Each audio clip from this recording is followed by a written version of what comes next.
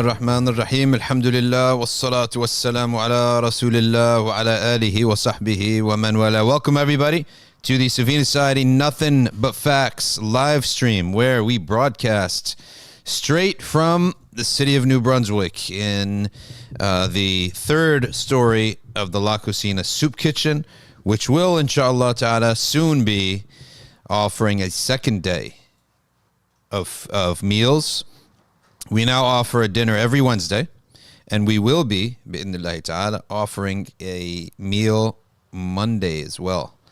Bi'idhnillah. We want to go for Mondays as well. So that's another reason to support La Cocina. And anytime you want to just support $4 or $5 here and there, it really goes a long way. We consume a lot of napkins, a lot of plates, a lot of burners, a lot of supplies, right? The food, the cooking itself is volunteered from the community 90% of the time. If we don't have cooks, we buy the food. And we have about 100 meals. And in the summertime, we go late.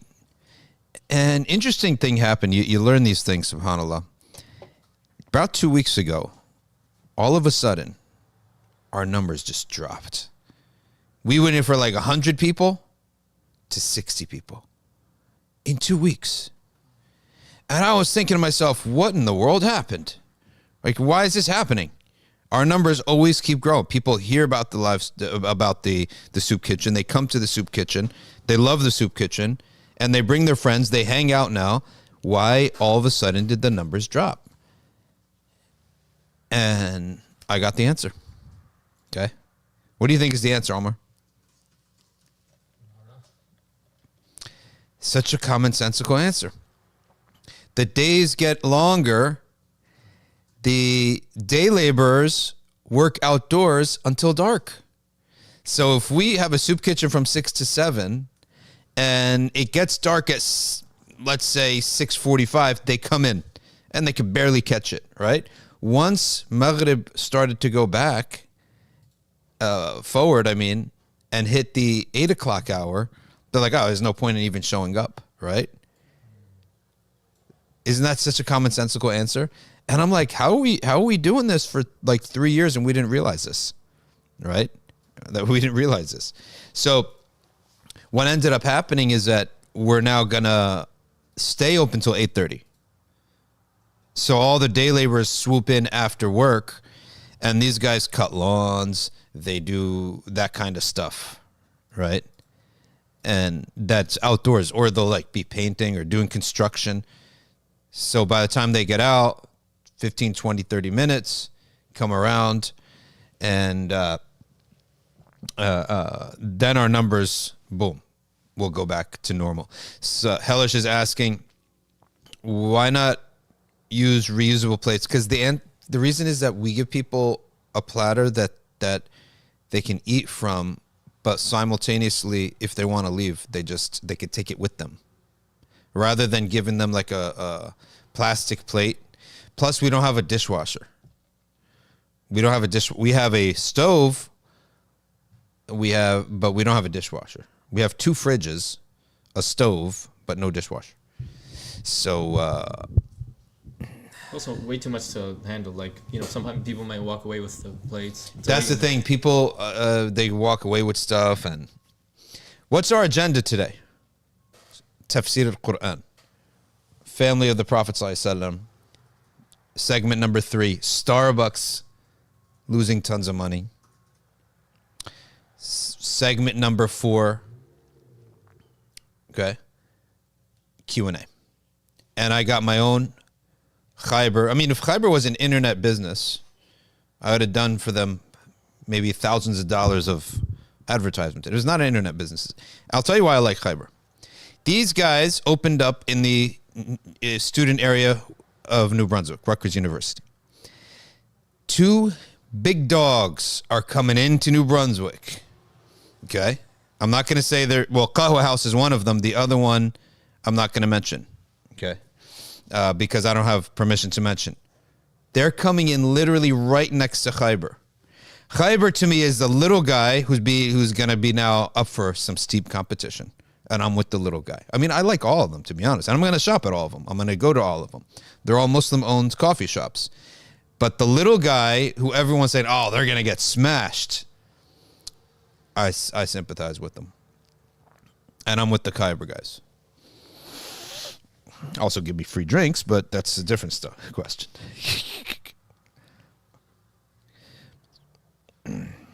All right. The shoe giveaway. Hey, we need to update everyone. Hey, Omar, do you have footage on the shoe giveaway? Do you want me to go to Tafsir first?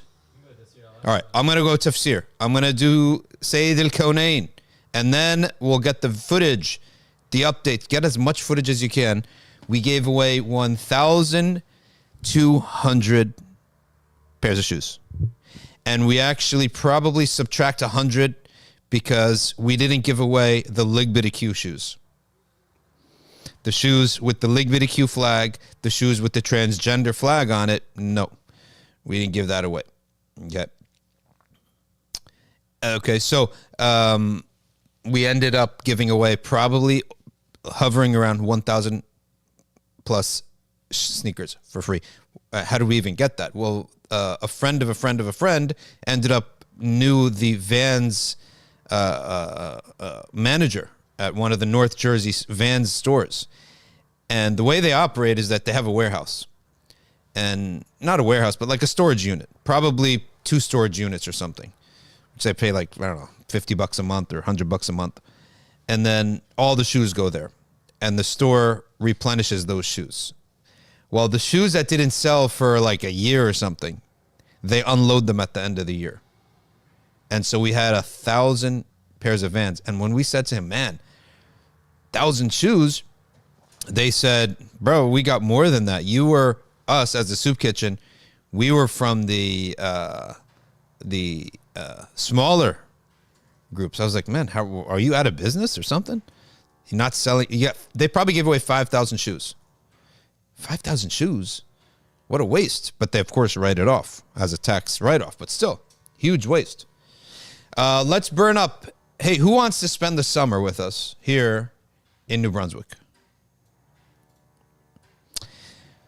Darul Fath Arabic Intensive. It's going to be critical. 3 days a week in the evening time, you can attend the Arabic Intensive. 3 times a week, you can attend the live stream. Sit right here. Attend the live stream. Okay? 1 time a week, classes online. Okay? What days are classes, Omar? We have the... Read it real quick. While they take... You know what this is? They call it a dirty chai. You know what it is? Dirty chai? A shot of espresso in iced chai. Oh, How crazy is that? Nah. But it's good, I'm telling you. I'll tell you what, it's far better than this latest trend of orange juice and iced coffee. What? What's wrong with you people? Something's wrong with you. People are just trying everything. All right, so as you guys can see on the screen, the class schedule is in person. So we have 3 days in person and 1 day online. Mm-hmm. So the days for in person is going to be on, what is this? Sunday? Yeah, Sunday from 2 to 5 p.m. EST. And then we have Tuesday. 7 to 10. Mm-hmm. And then Thursday, 7 to 10. And then Sundays online, 2 to 4. So as you guys can see, it's like catered to people that work. Because Saturday. That's Saturday. Saturday. Yes, it's hard to read. Okay, so there you go. Very good. Sign up. There are a lot of sign-ups. It's going to be a great summer because these Shabab youth, they come in. Some of these IT guys who work on the computer doing who knows what. You know, you ask the IT guys, what do you do? He will basically speak Chinese, essentially. Right? Systems management. What? I'm telling you, never once has it happened that I ask an IT person, what do you do? Sitting on the computer, typing away all day on a black and green screen. What do you do? Systems management. can you explain what you do? Okay, subhanallah. BFQ says, I'm in a dilemma. I love taking knowledge from you, but I'm not able to travel to New Jersey for classes. I live in Long Island. I'm moving to Texas. Okay. If you go to Texas, you can study with Smitu. What's the group called? Texas. Qalam. You can study with Qalam. Hanafi fiqh. All right.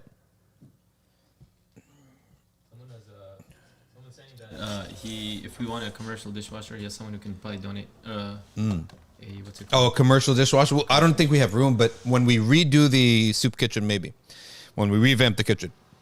Another announcement. Dallas, Texas, May 24th, inshallah. So whoever's in Dallas will be heading to Dallas May 24th. Right, inshallah ta'ala. All right. Dallas, Texas, May 24th. Let's get to the Book of Allah. And I want to make something to... A couple weeks ago, I said that... the ahadith about the Prophet sallallahu alaihi wasallam moving from... I was created from... Where's my book? Where's my book, Omar? It's not here. The Aqidah of Tahawiyah is right there. Not Tahawiyah, it's this one here. I went from pure loins to pure loins. That hadith, okay, it was a misread there. It's not a mutawatir hadith. He said, وَغَيْرُ ذَلِكَ مِنَ الْأَحَدِيثِ الَّتِي تَبْلُغُ التَّوَاتُرِ. So, غَيْرُ ذَلِكَ مِنَ الْأَحَدِيث, not مِنَ الرِّوَايَات, which was what I quickly understood. Min al-riwayat is not from riwayat. He didn't mean that there are different riwayas of those ahadith that make it reach tawatur. He said here that regarding the parents of the Prophet sallallahu alaihi wasallam, he said there are other ahadith in completely different ahadith. Al-baligh mablagh at-tawatur.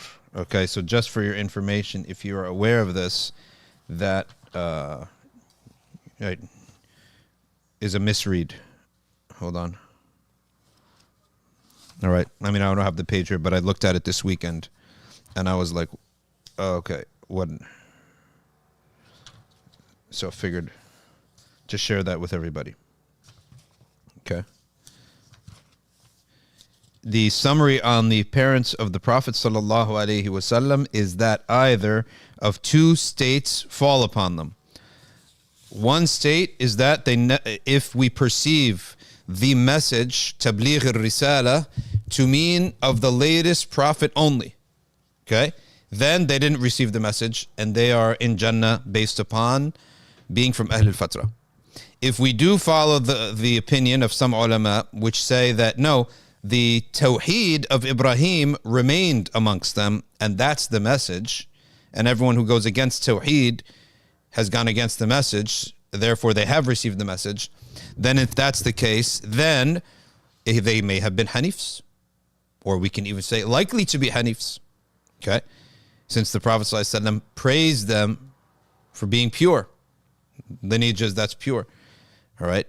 And to make any statement other than that would require proof that they worshipped idols, which you'd have to present. So either they're from Ahl al-Fatra, or they are from if the previous message of Ibrahim, the Tawheed of Ibrahim, is obligatory upon them, which there's plenty of evidence to say it is, then they can be Hanifs, right? And thirdly, for those rushing to put the family of the Prophet and the parents of the Prophet in the hellfire and it makes them happy, then I really wonder where your heart is, to be honest with you. Because did not the Prophet ﷺ said that Quran says, "An-Nabiyyu awla bil mu'minina min anfusihim." He is more worthy than your own self. Worthy of what? Every good feeling, every good emotion that you have to yourself, you should have it to the Prophet first. And many, many people say, I don't get that. How do we love the Prophet more than we love ourselves? Okay, if you love yourself, who is the one whom Allah used to save you from eternal hellfire, to put you into eternal paradise? Who is it that Allah chose? Allah chose the Prophet ﷺ to be that person for you. So if you love yourself, you love your Prophet. Simple as that. If you love yourself, then the intelligent thing to do is to realize I gotta love the Prophet even more. Otherwise, I wouldn't have this eternal blessing that came at his hand. Allah chose him. Therefore, you have to thank Allah and you have to thank the sabab that Allah chose for you. You don't say, okay, thank you, goodbye. That's not how it works. The sabab is very important, whom Allah chose. Same with the parents. You can't go to your parents and say, well, what did you do? You just fulfilled your desires and you got stuck with me. And you're religiously, socially, legally obligated to keep feeding me. Now, if I turn out to be good and you dress me up, you benefit. Woman dresses up her baby and her girl and all that. And mashallah, everyone praises the family, right? They say, oh, wow, you have great kids. You got a beautiful daughter. It's fakhr for the parents if the kid does well. Oh, you made me study to go to medical school. What, for me only or for you too? So you could say, where's my son doing? Oh, he's a doctor, mashallah. Right? So you also benefited. So despite all that, Allah Ta'ala still commands us and to the parents, and he puts the parents right after his own name. Okay. All right. Belief in Allah and وَبِالْوَالِدَيْنِ إِحْسَانًا. Okay. The ayah, Umar. وَقَضَى رَبُّكَ أَلَّا تَعْبُدُوا إِلَّا إِيَّاهُ وَبِالْوَالِدَيْنِ إِحْسَانًا. He put his name at the end of that ayah by pronoun, إِيَّاهُ وَبِالْوَالِدَيْنِ إِحْسَانًا. And with the parents, to be good. So if you notice in the sentence structure, he put his name at the end of the first sentence, his reference, and the parents' reference at the beginning of the next sentence. So they're both next to each other. That's how important the parent is, despite the fact that the parent has a lot to gain from your gains and brought you into this world on no account except for them their own pleasures, seeking their own pleasures. So in that case, the hadith لا يشكر الله من لا يشكر الناس. You don't thank Allah if you don't thank people. Okay, let me ask you this. Okay, I thanked the Prophet once. What's the problem? Khalas, I believed in it. Aren't you benefiting eternally? Then the shukr is eternal. Okay? Shukr should be eternal. All right, let's now move on. Osman ever after. I guess he's romantic or something. What's your opinion on Ahmadis? I have no opinion on them. We have knowledge. I have certain knowledge. It's not opinion. That aqeedah is outside of Islam. To believe in there's a prophet after another prophet outside of Islam. So if that's who you're going to marry, either she enters Islam or you find another wife. Okay. Next, قال المفسرون. The Mufassirun said, Bismillah ar-Rahman ar-Rahim, segment number 2 after a long introduction. Surah Mumtahina, قول الله تعالى, O you who believe, يا أيها الذين آمنوا لا تتخذوا عدوي وعدوكم أولياء تلقون إليهم بالمودة. Do not take those, my enemies and your enemies, as allies, as protectors, as supporters. تلقون إليهم بالمودة, being kind and nice and soft with them. Okay. The Mufassirun said this ayah has been revealed for Hatib ibn Abi Balta'a. Who is Hatib ibn Abi Balta'a? He is a companion, a great noble companion from the Muhajirin of Mecca, whose family was not originally from Mecca, whom attended the Battle of Badr, but had a little bit of a worry about his family and wanted to do a favor for them. He wanted to do a favor for his family. What was the favor he wanted to do for his family?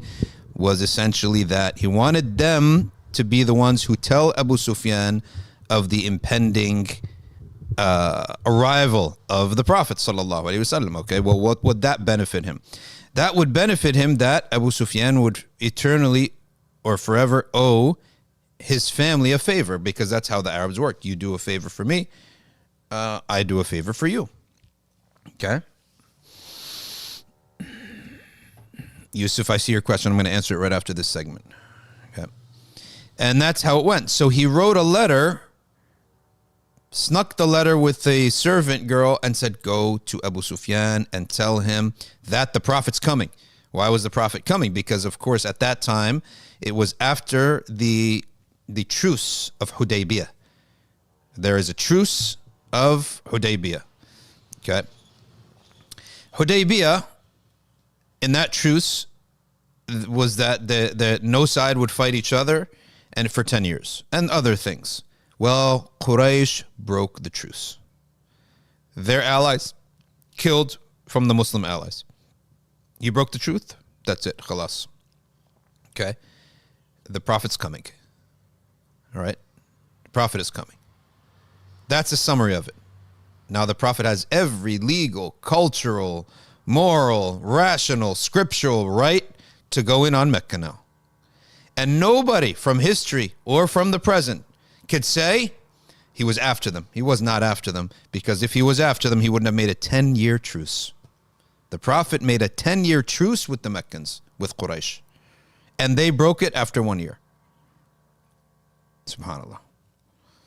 Whereas if it's a war and if it's a fight, and now I get a chance to get you, when I get you, I may look aggressive. And the Prophet is the Prophet of mercy, and he's setting precedent. And the Quran said, إِذَا جَنَحُوا لِلسَّلْمِ فَاجْنَحْ لَهَا وَتَوَكَّلْ عَلَى اللَّهِ. If your enemy wants peace, then incline to peace. In a time of peace, yes, you deserve to be conquered, you deserve everything. But in a time of peace, we can exchange people, we could do da'wah, right? Guidance could happen willfully. Willful guidance could happen at that time. Okay? And so then everybody could say, oh, this is not a prophet who went to war. If he's a prophet of war like Genghis Khan, who was a man of war, not a prophet, of course, a man of war, he would have jumped all over them, because the Muslims were gaining in strength. The Meccans were weakening in strength. But no. He wanted peace and mercy, and that's the Hudaybiyah is the proof. But they couldn't keep it up. They didn't have the discipline. And the Prophet, I'm sure, knew this, okay, that they don't have the discipline to keep up 10 years. Notice the Prophet ﷺ at that time was in his early 60s. Entering upon the end of this truth would be in the 70s. Okay? Most likely, maybe not, we won't live to see that. Okay? Or be very old to see that. If we could say that. So, but conquering Mecca was the most important feature in the da'wah. So for him to sign this treaty, I believe that the Prophet ﷺ would have possibly known. It's definitely possible that he would have known that they can't keep up the discipline. So Allah reprimands Hatib ibn Abi Balta in this ayah and makes an example from this behavior. However, Hatib himself was praised by the Prophet and made innocent by the Prophet. Not innocent, but let off the hook by the Prophet. Why is that? Well, Sayyidina Jibreel came down to the Messenger, peace be upon him, and said, oh, Messenger, there is a letter exposing your plan that's leaving there, leaving with a woman. There's a girl going there. So he sent Ali and Zubair.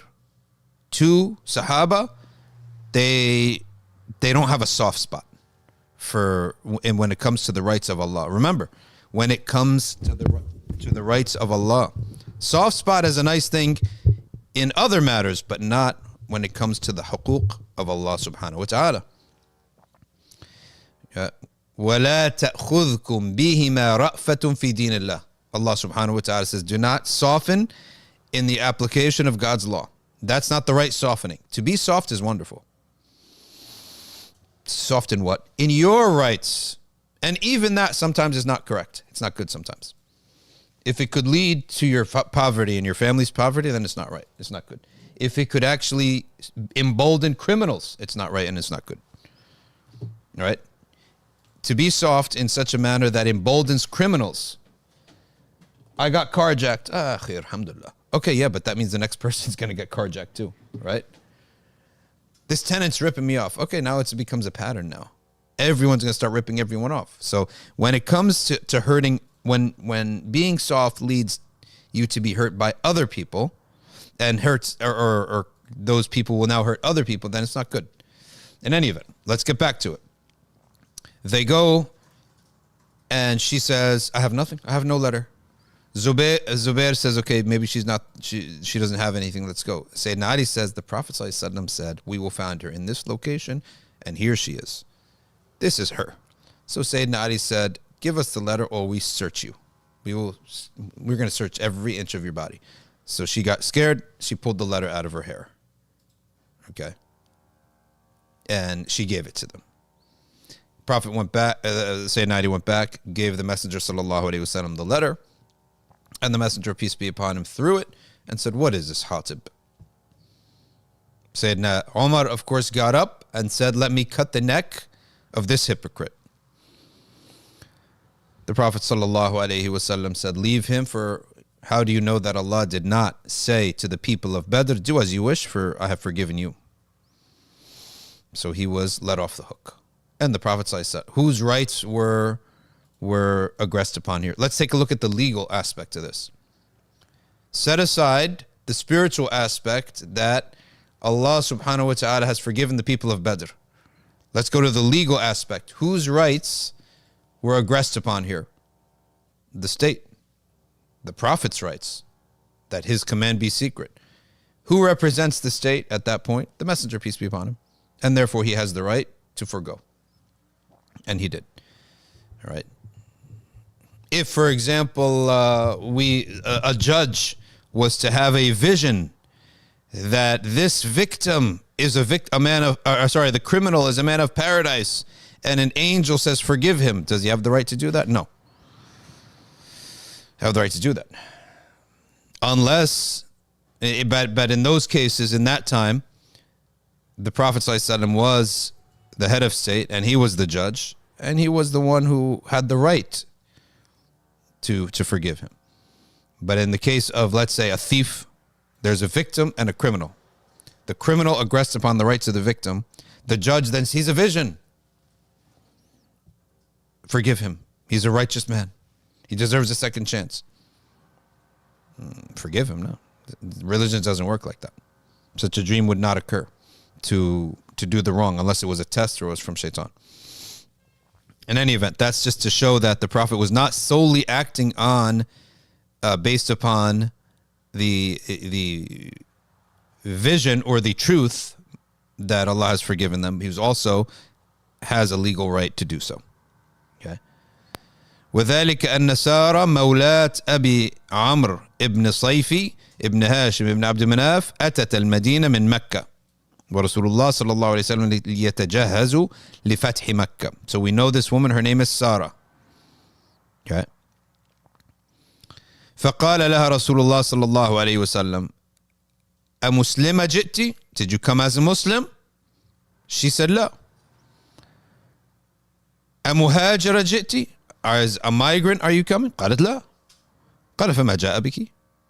He said, what has brought you here? قالت كنت الأصل العشيرة الموالي وقد ذهبت موالي وقد احتجت حاجة شديدة فقدمت عليكم لتعطوني وتكسوني وتحملوني.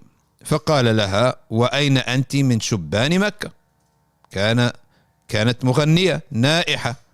قالت ما طلب مني شيء بعد وقعة بدر.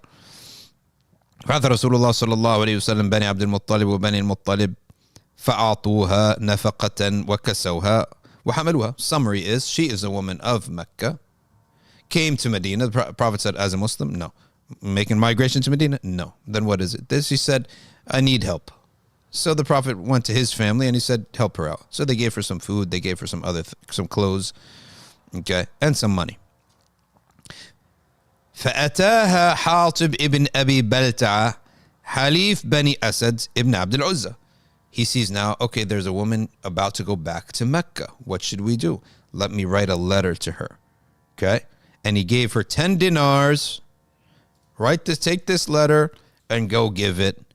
All right? He gave her a burda. He gave her some clothes.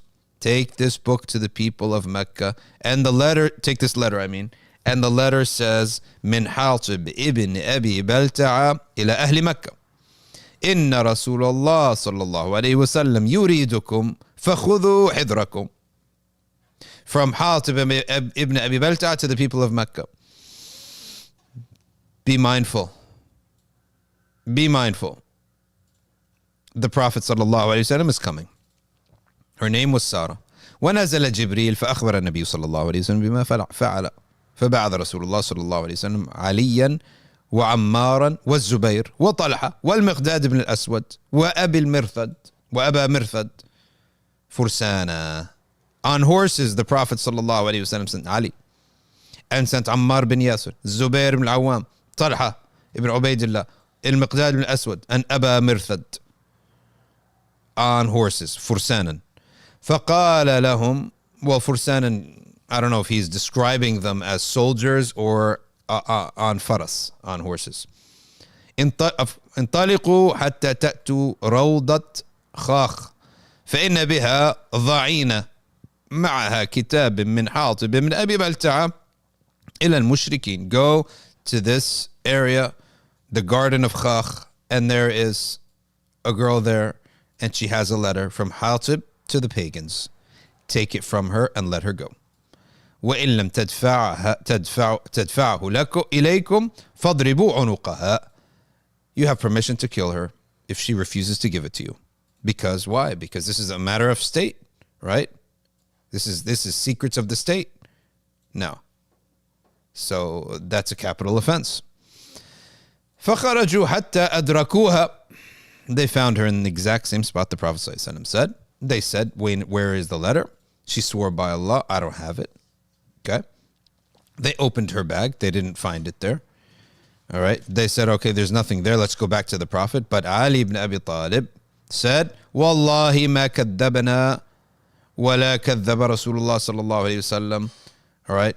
He said, by Allah, the Prophet did not lie to us. I'm taking my sword out. Take the book out. وَإِلَّا لَأُجَرِّدَنَّكَ وَلَأَضْرِبَنَّ عُنُقِي. I will strip search you, then kill you. Okay. Who? فَلَمَّا رَأَتِ الْجِدْ أَخْرَجَتْهُ مِنْ ذُؤَابِتِهَا. Okay. When she saw that, she removed it from ذُؤَابَتِهَا. وَكَانَتْ قَدْ خَبَّأَتْهُ فِي شَعْرِهَا. When she saw that, she said, okay. She took it out of her hair. Okay. فخلوا سبيلها. They let her go. ولم يتعرضوا لها ولا لما معها. They didn't take anything for her and they didn't touch her. As the Prophet said, she's not even a Muslim. She doesn't follow these rules. These rules mean nothing to her. She's not a Muslim, right? And she's just a poor woman. She needs help, right? فرجعوا بالكتاب إلى رسول الله صلى الله عليه وسلم. They took the letter back to the Prophet. The Prophet called Hatib over. He says, هل تعرف الكتاب? Do you know anything about this letter? He said, نعم. He said, yes. What made you do this? ما حملك على ما صنعت? What made you do this? فقال يا رسول الله صلى الله عليه وسلم ما كفرت منذ أسلمت. Since I became Muslim, I never went back on my word. ولا غششتك. And I didn't ever cheat you. Okay. ولا أحببتهم منذ فارقتهم. And I don't love the people of Mecca since I've left them. ولكن لم يكن أحد من المهاجرين إلا وله بمكة من يمنع عشيرته. Everyone وكنت غريبا فيهم. Every one of the migrants, everyone who joined you from Mecca has family over there. But I don't. My family that I left behind, my little family, has no relatives. I'm not one of them. In other words, he's like, I'm an immigrant to Mecca. I'm an immigrant in Mecca. I'm not one of them. All the other Sahaba have big tribes. So their wives that they left behind, their kids that they left behind, their mom, their dad, whatever, has big tribes to protect them. Nobody could come to say, oh, you're a relative of the companion, let me attack you. Why? Because they got big tribes. No one's going to touch them. Okay. وَكَانَ أَهْلِي بَيْنَ ظَهْرَانِهِمْ. But my immediate family still lives amongst them. فخشيت على أهلي. I'm worried about my family. فأردت أن أتخذ عندهم يدا. So I want a favor. There's an example of yad to mean a favor. Let's fix this mic real quick. Okay, so I needed my family to have a favor there with them. وَقَدْ عَلِمْتُ أَنَّ اللَّهَ يَنْزِلُ بِهِمْ بَأْسَهُ. And I knew here, how does he know that Allah Ta'ala has, he will punish them? He knows, he's a mu'min now. He sees the signs of victory on the horizons. وَأَنَّ كِتَابِي لَا يُغْنِي عَنْهُمْ شَيْئًا. And that I'm absolutely certain that the conquest is going to happen and that my letter is not going to do anything. So here is an example of a Sahabi who understands the realities of things and is absolutely certain that the conquest of Mecca is going to happen and that nothing's stopping it, including his letter. But does that mean we don't have to follow the Sharia anymore? Of course not. If a person has absolute knowledge, absolute certainty of something to happen through either wisdom, seeing the signs, or through mukashafa. Someone asked about mukashafa. It's as if Allah shows you something that would otherwise have been unseen to you, and that's the realm of dreams and things like that. Are we then allowed to act upon that? No, we have to follow the sacred law. Let's hypothetically say that a youth saw a true dream. Okay, a true dream that his best friend would become very rich and he can benefit a lot from his best friend.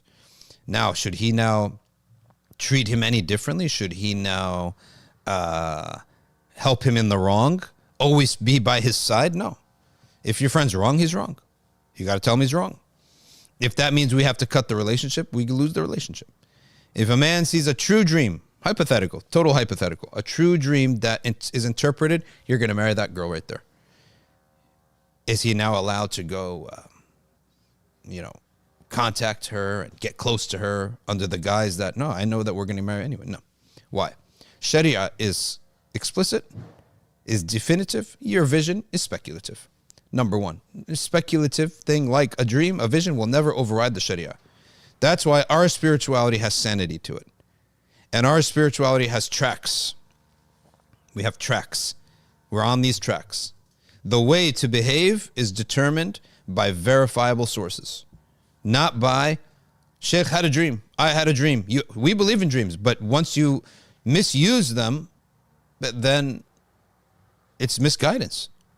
It's like my Shaykh used to tell me in Maliki Fiqh, he used to say, we love our shuyukh, but we don't go misguided. We love our shuyukh,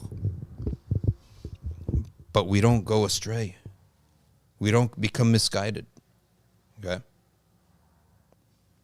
It doesn't compromise the Sharia ever.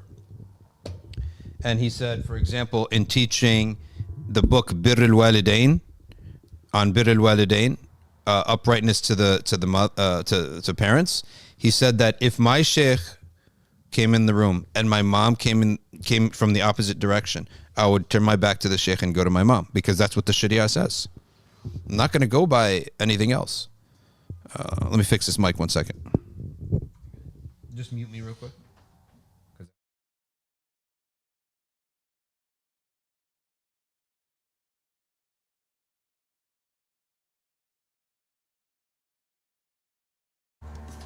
Fixing the mic. So just intermission. All right, there we go. I'm back. All right. Okay, we good? Okay. All right, so spirituality will never ever be overrided. Will never override the law. There was one time one of these goofy Sufis who had a Sufi yoga nonsense, basically, right from the start of it. There's going to be kombucha there, that's for sure. It's one of those. There's going to be Birkenstocks there. There's going to be all sorts of organic grass and all that. But there, the yoga instructor, it was like they turn the heat up when they do the yoga. And at least they had the decency of men in the front, women in the back. They got something of Islam there. It was supposed to be an Islamic retreat. And the women were hot. Okay? Well, it's sinful in the first place to be doing yoga in the same room as men. What if a guy turns around? And the instructor's at the front, right? He sees all the sisters. Anyway, he says to the sisters, if it's hot, take your hijab off, right? There's only good guys here. All the guys here are modest. You see this guy.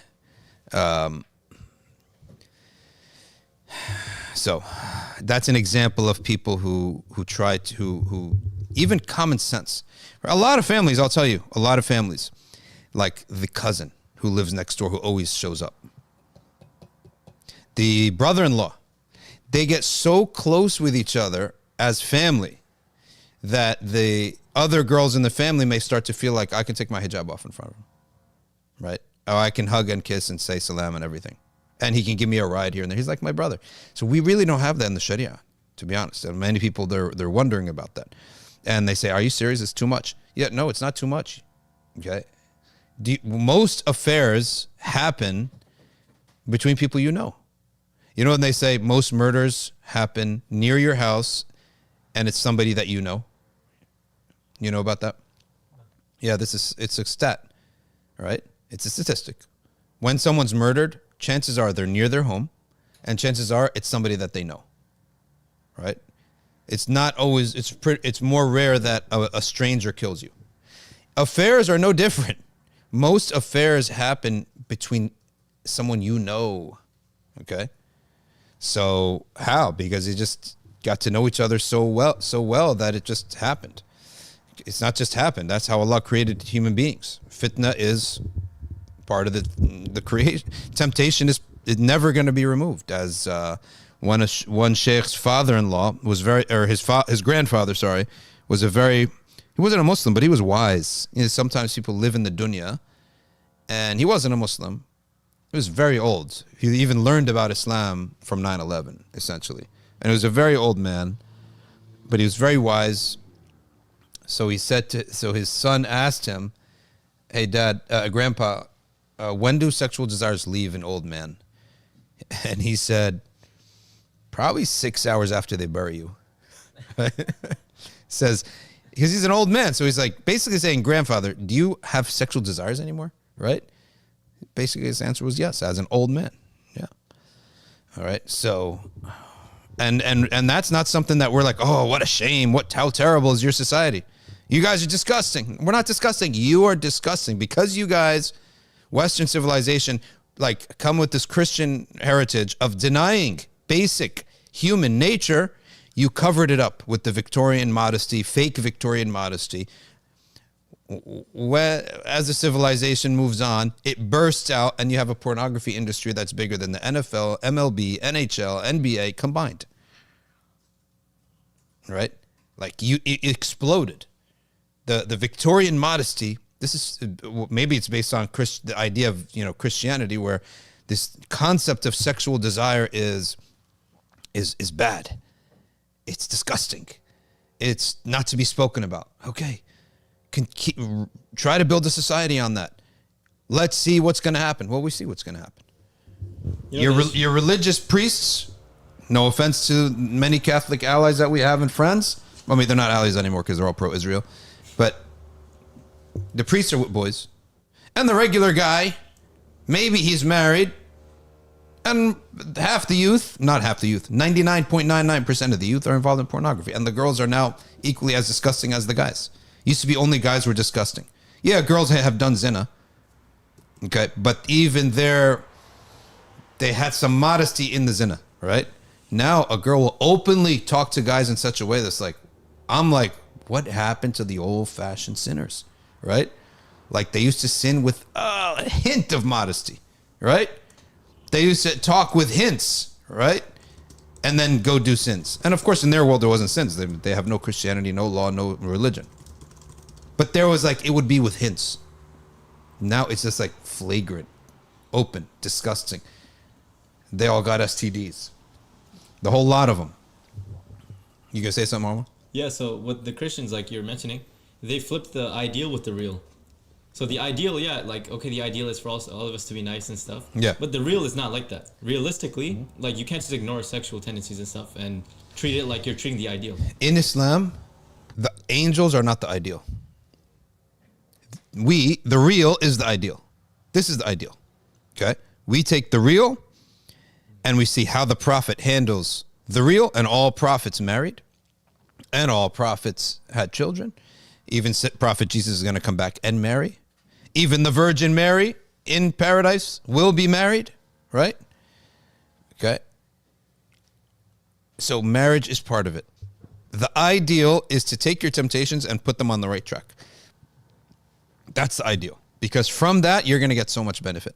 How does a priest get up and speak about married life? How does he get up and advise you what to do with your kids? Imagine an imam who never talks about family. And then you guys are going and like, how does it happen? You don't know anything. How does he even tell you to be honest in the workplace when you never worked? The priest owns nothing. Everything is the possession of the church. Okay? Well, how do you tell me not to be greedy? You haven't tasted ownership of wealth. Do these guys even have bank accounts? I guess they do, to buy their, food and drink. Maybe it's on the church card, who knows? But still, you haven't lived life. How are you advising us? That's why over time it didn't work. When Christian nationalism, Charlie Kirk, they come around, Christian nationalism is the answer. Bro, you had the country for 200 years. You've had it for 200 years, and you failed. Atheism has won. Pornography has defeated you. The NFL stole your day. You guys had Sunday, and nobody would do anything on Sunday. You'd go to church. The NFL defeated you. Throwing a ball defeated you. You've been defeated by throwing a ball. The NFL now owns Sunday. You know that, right? People have to work around Sunday. Their NFL schedule.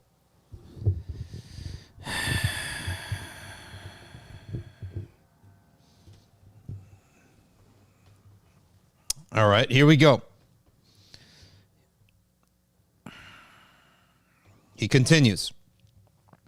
فقام عمر بن الخطاب دعني يا رسول الله أضرب عنقه هذا المنافق. Let me cut his neck off. Let me cut his head off. فقال صلى الله عليه وسلم وما يدريك يا عمر لعل الله قد اطلع على أهل بدر. Perhaps Allah has gazed upon the people of Badr. The gaze of forgiveness, the gaze of mercy. فقال لهم, and said to them, اعملوا ما شئتم فقد غفرت لكم. Do as you wish. Nothing you do today after you basically sacrifice your life,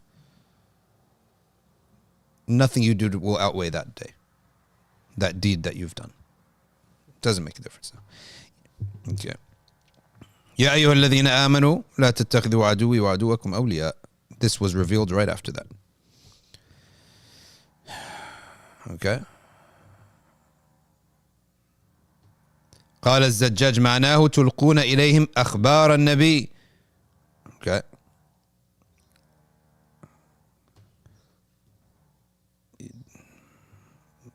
What are you not allowed to tell the enemies? You're never allowed to tell the enemies the secrets of the state, the secrets of what the Muslims are about to do. This is treachery, essentially.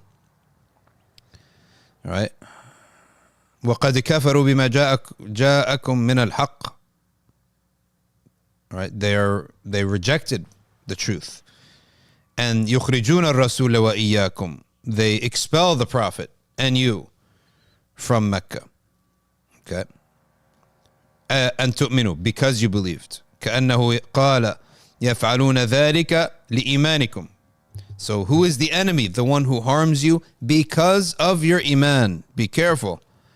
A non-Muslim coming to harm you because you harm them, not because you're a mu'min, that's a different level now. Okay? That's a different story. But this here is pure oppression. They're only harming you because you're believers. So if I have a neighbor, let's say I have a neighbor and I have a landlord, hypothetically. The neighbor's Muslim, the landlord's not a Muslim. They have a dispute. The Muslim guy is partly to blame. The Christian guy is partly to blame. Landlord. Do I now say, okay, here's the situation. We have Muslim versus Christian, and I have to support the Muslim? That's not the reason that the Christian has an issue, right? The Christian has an issue because he has clear grievances. As if that was the case, he'd has an issue with you too, as a Muslim, right? So there's a big difference between someone having clear grievances and somebody isolating you, targeting you just because you're a Muslim. And I believe the world is headed to that direction. The Western world is headed to that direction. Just because you're a Muslim, we're headed to that direction. Look at where we're headed. Europe, terrorism, Islamic terrorism.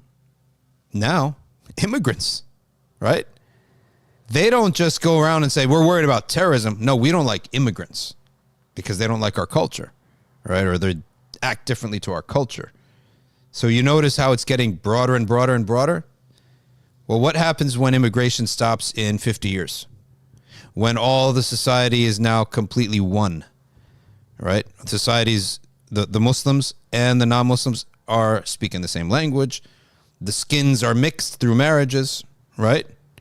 And society is one in terms of those things. Then what is it going to be? Eventually, it's just going to be Muslims. Okay?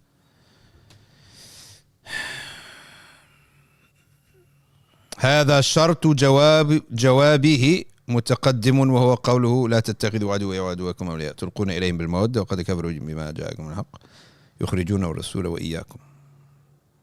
Okay. Next one. جهادا في سبيله وابتغاء مرضاتي تسرون إليهم بالمودة وأنا أعلم بما أخفيتم. You don't go there and try to advise them. You don't help them when they are clear-cut enemies of Muslims for the sake of the truth, because they're Muslims, not because of a separate reason and he happens to be a Muslim. Okay.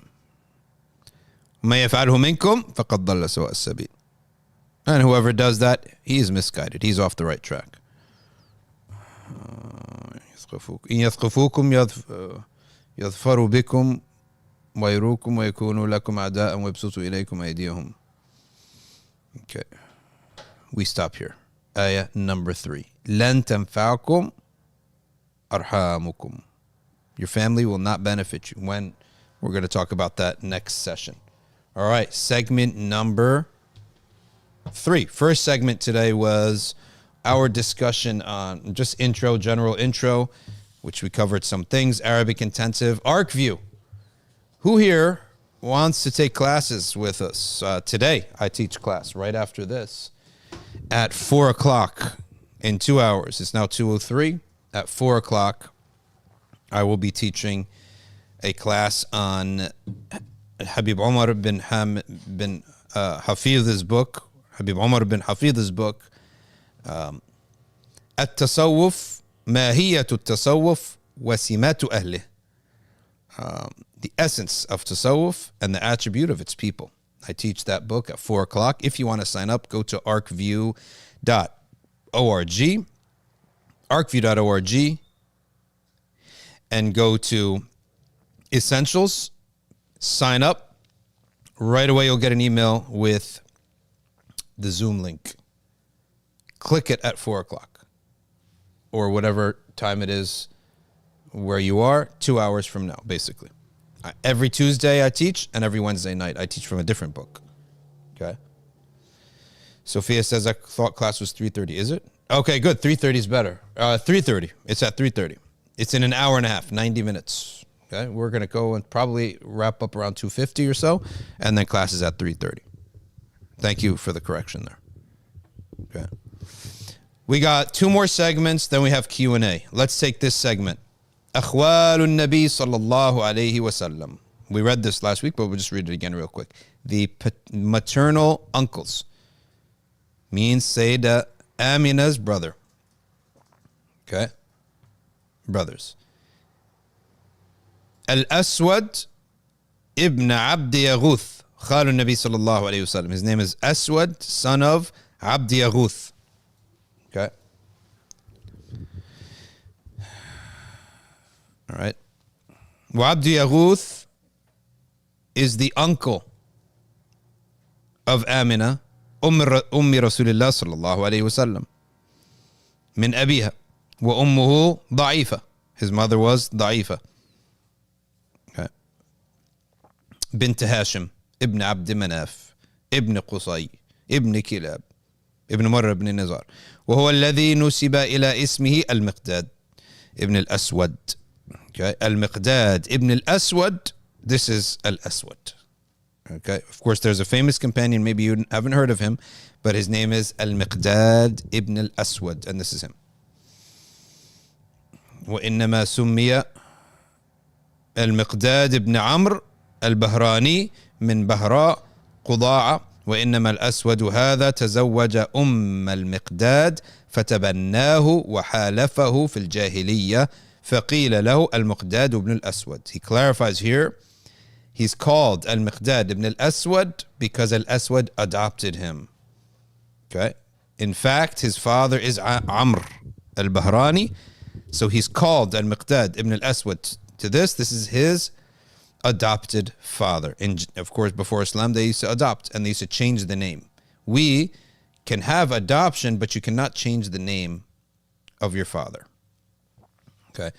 Last name is nothing for us. Last name is just a nickname. If I was to adopt a kid, I can give him my last name for legal purposes. The last name is just a nickname in Islam by the Sharia standards. Okay. But I cannot say, let's say I adopt a boy named Abdullah. I cannot call him Abdullah, son of Shadee. I have to call him Abdullah, son of whoever the dad is. Okay. Last names to us is like a laqab. A laqab. A nickname. Right.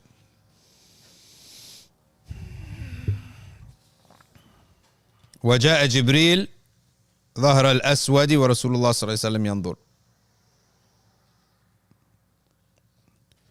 جاء دفع Okay.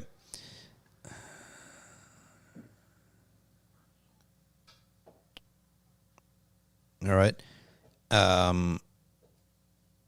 وجاء جبريل, he means here, what does it mean? Jibreel came behind Al-Aswad while the Prophet is looking. All right. وجاء جبريل ظهر الأسود الأسود ورسول الله صلى الله عليه وسلم ينظر. The footnote here says جاء دفع بجمع كفه في الصدر أو العنق وفي كتاب نسب قريش حنى وفيه فقال صلى الله عليه وسلم خالي خالي فقال جبريل دعه عنك فمات الأسود. I don't want to say what that means because it's not clear to me. Abdullah ibn al-Arqam ibn Yaghuth خال النبي صلى الله عليه وسلم أمه هند بنت مازن ابن عامر ابن علقمة من اليمن كان عبد الله كاتب رسول الله صلى الله عليه وسلم. This uncle of the Prophet, maternal uncle of the Prophet, was one of the Prophet's scribes. Okay. في كتاب أجاب فيه عن رسول الله صلى الله عليه وسلم فأعجبه جوابه وكان في خلافة عمر رضي الله عنه كاتبا.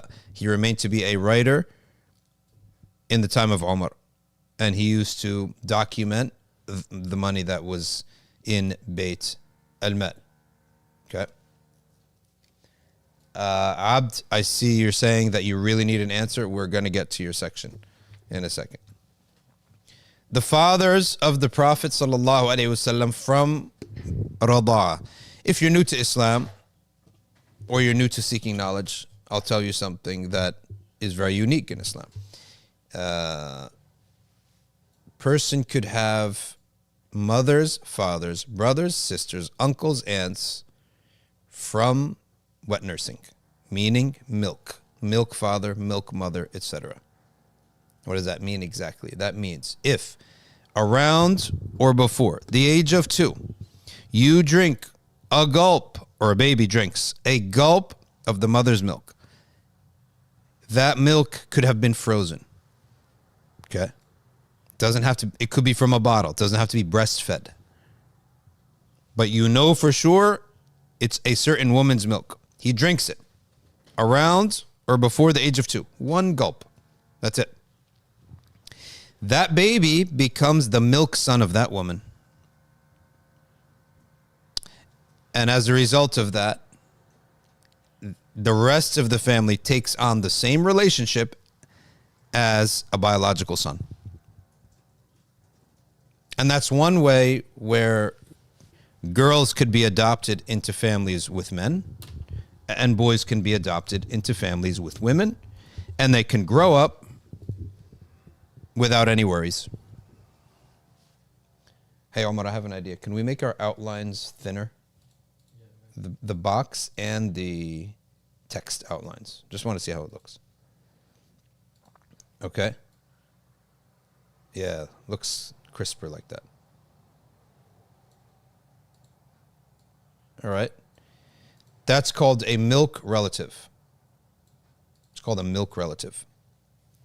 So does the Prophet, peace be upon him, have fathers and mothers through rada'ah?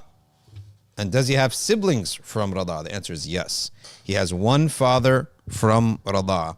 Al-Harith ibn Abd al-Uzza. And who is he exactly? All right. He is the husband of Halima. The husband of Halima.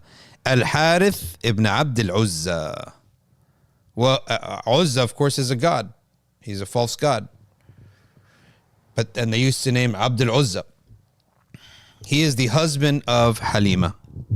So he is the father of the Prophet through wet nursing. Okay. And his name is Abu Kabsha. His nickname is Abu Kabsha. Okay. And Ibn Abi Kabsha, all right, is his son. His son's nickname, Ibn Abi Kabsha. Is Ibn Abi Kabsha, who was referred to as that? يريدون أن أباه هذا من الرضاعة. Okay, so perhaps it was, maybe some people talked to the Prophet. It's not clear here. Ibn Abi Kabsha. We can look that up. وفي ذلك فقر عظيم بخلاف ما ظنوا. Okay. وأمهات النبي صلى الله عليه وسلم من الرضاعة. The Prophet صلى الله عليه وسلم had mothers from wet nursing, 2.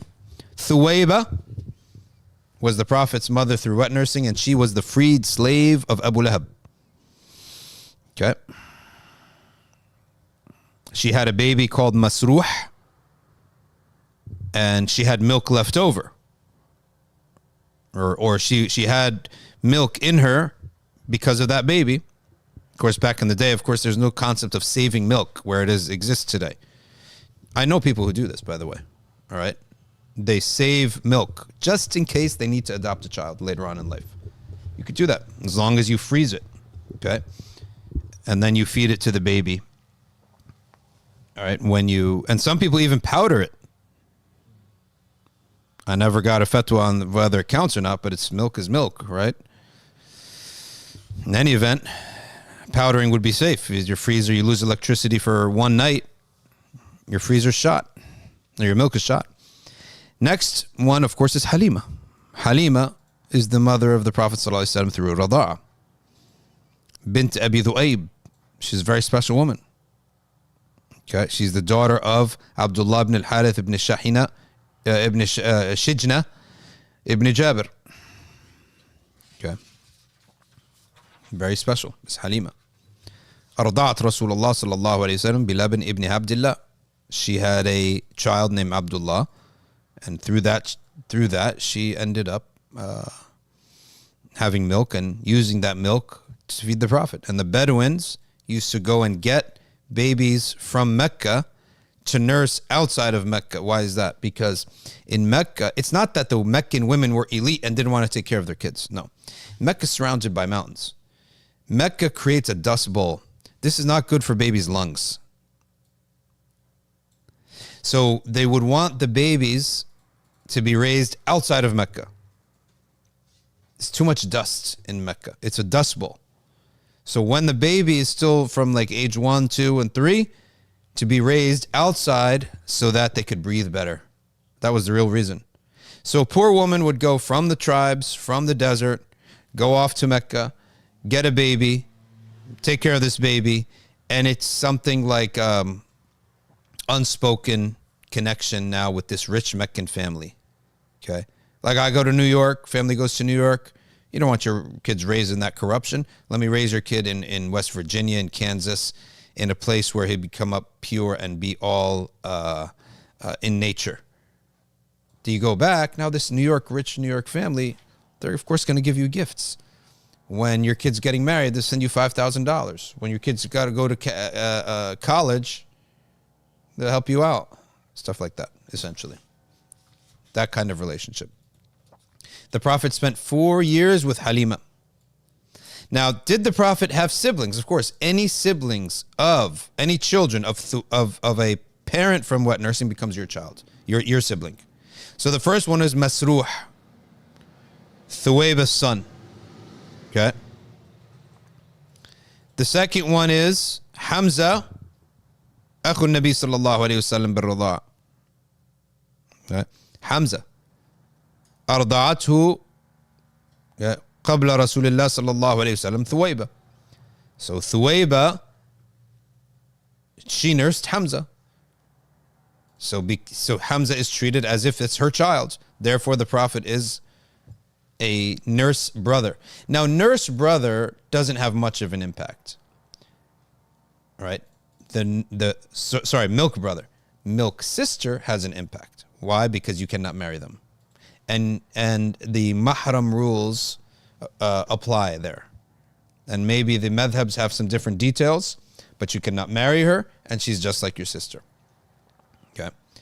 Abu Salama, okay, is the husband of Salama. We read about her. And Thuwayba also nursed him, right? She nursed him before the Prophet sallallahu alaihi wasallam by 4 years. Abdullah, okay, is the son of Halima. Abdullah, brother of the Prophet, milk brother of the Prophet, son of Halima. Hudhafatu is a woman. Okay.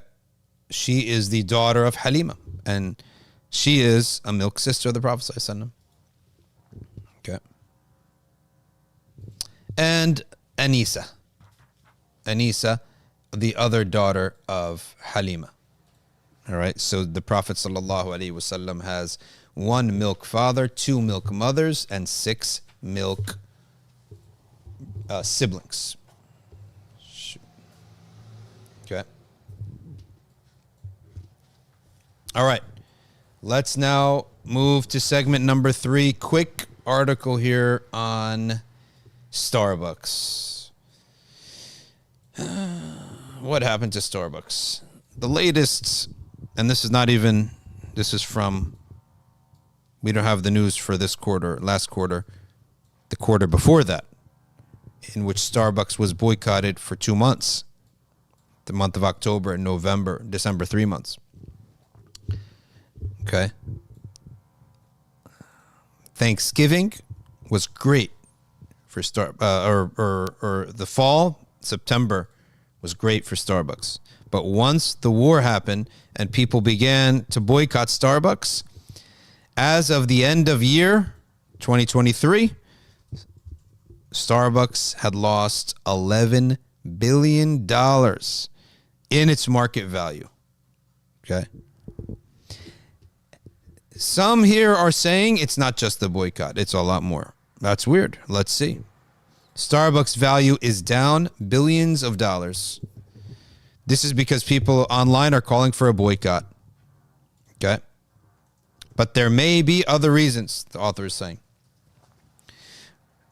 Why do people hate on Starbucks? By the way, I don't hate on winners, to be honest with you. I'm not one of those people who has sort of a jealousy towards winners. I admire winners. Okay. And I feel like, I like winners. But that's not the reason that people have issues with Starbucks. Winner with arrogance is to be hated. Winner is doing, who's a supporter of Israel like this, let's enjoy the downfall. Okay. Starbucks, the value is down billions of dollars.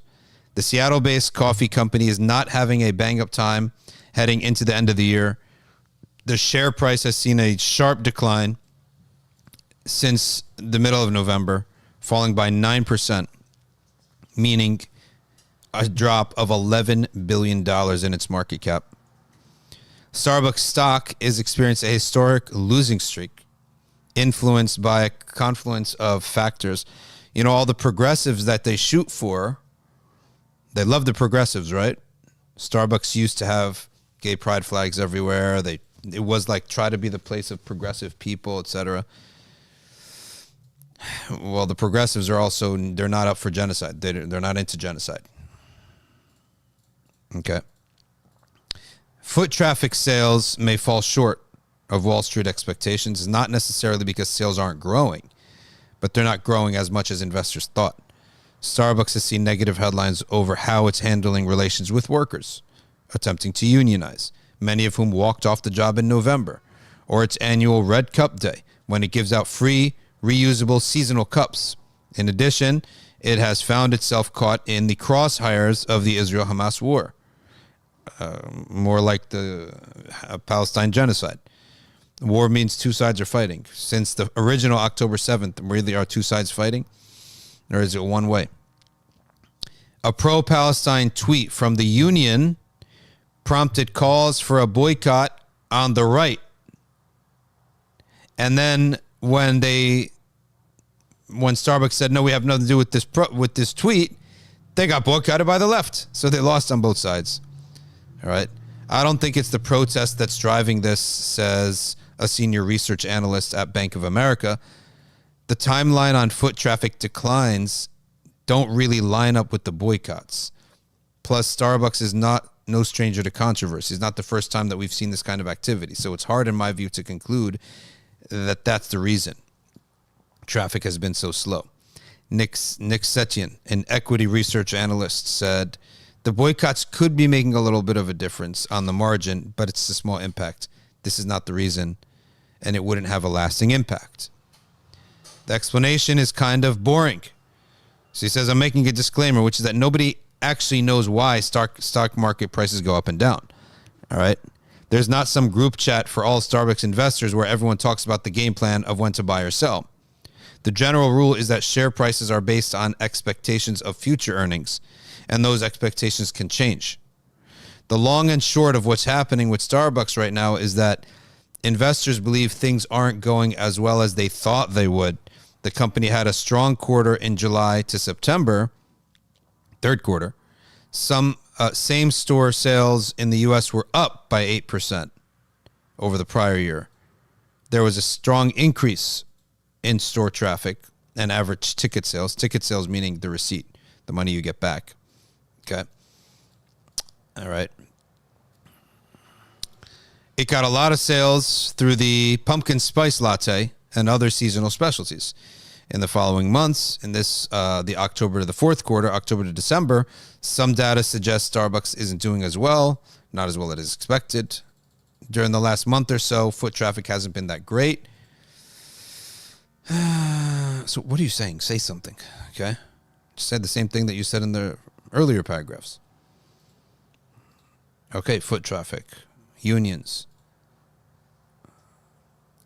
Starbucks raised its prices in recent years in response to inflation and the rising costs of labor. So that may have an impact on the slowdown. Okay. All right. Starbucks is taking prices up less than competitors. So that shouldn't be a problem. In other words, competitors raise their prices more than Starbucks.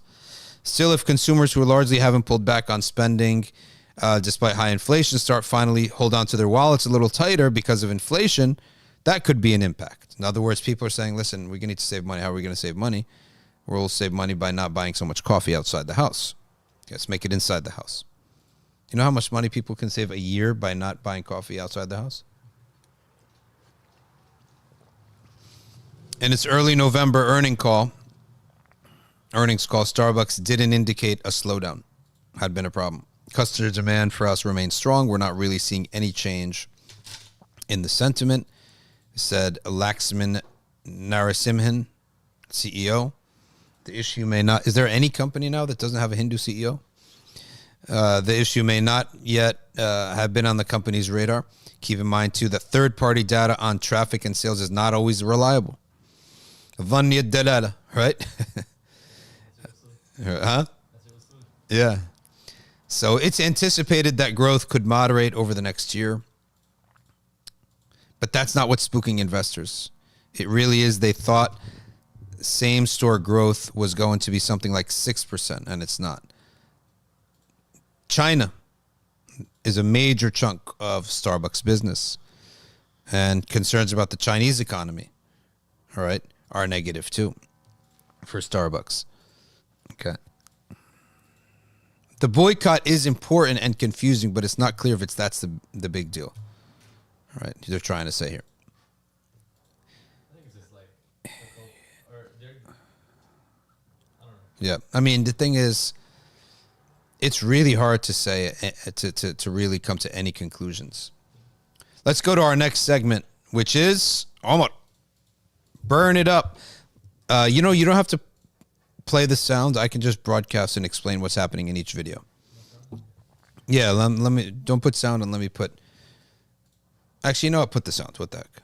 Put the sound on. All right, let's watch these videos. Where they at, man? I got it over here. Ah, show me what you got. One for me, one for my daughter, look. Nice. Thank you. No problem, man.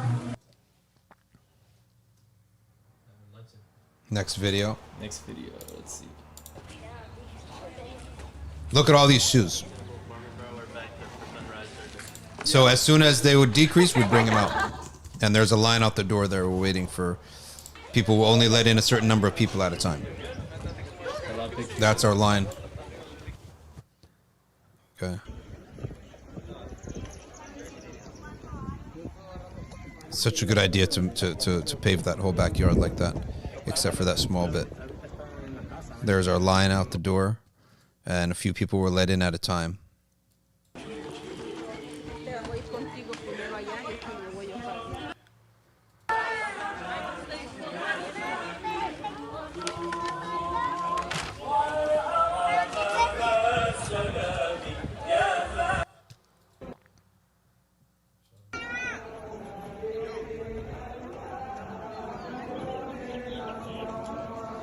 And then we had Habib on the grill, grilling burgers and dogs. So we basically broke them up into 3 sizes.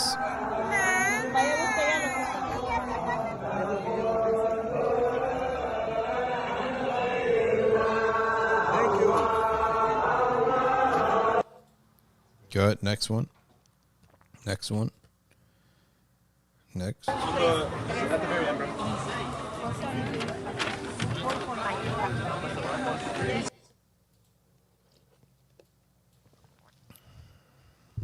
Next, a lot of pictures here.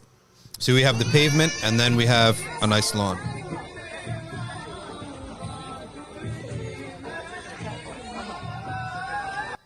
This girl speaks too well of the Spanish. I wonder where This she's sister is a da'iyah. She does the dawah.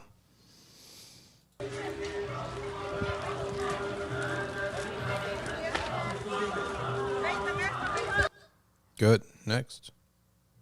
And there.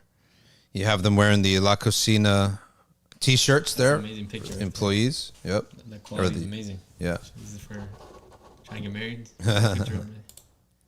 These guys are single, by the way, people.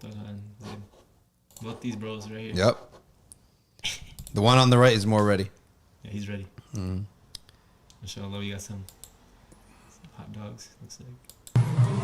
I'd say about 200 people showed up on the day. And people took sneakers for their family that weren't there. Salam.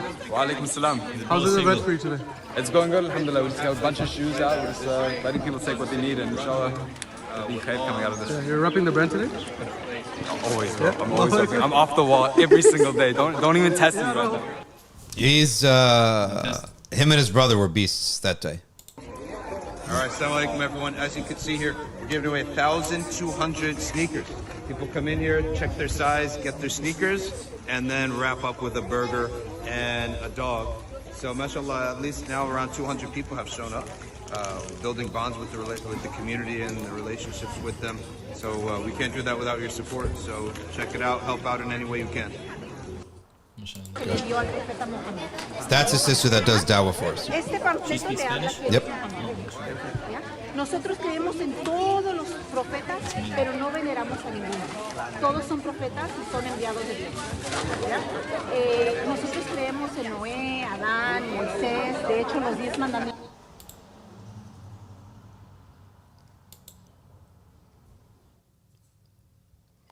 For those who don't know, by the way, this is right behind where we are right now in the stream, the studio. Yep. So That's our backyard right here. So you see like Shadee, he's the window behind him. Yep. So behind that window is this right here. This place right here in the back here. Yeah, this is the grass behind. How's everything today? Love this Yeah? guy. You got some good food? Yeah? How long have you been coming to Cocina for? I've been coming here since last year. Yeah? Yes. Alhamdulillah. And how's the food today? And the food is good. You got some shoes for And you? you guys doing good job. And I appreciate everything you guys doing. Thank you for everything you guys doing for us in the city. For New Brunswick City. Thank you and we appreciate it. Thank you so much.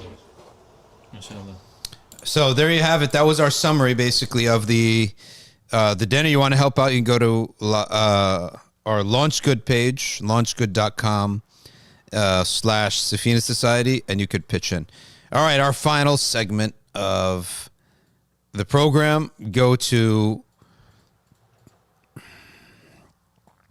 put your questions in YouTube, put your questions in Instagram, and I'll take a look at what you got. Let's see. Comments, questions. Sohaib is here. What happened, Sohaib? Didn't you travel? You're back? No way. Cometh and sitteth. Alaikum, man. What's happening? How's it going? Good. All right, let's go to the Q&A.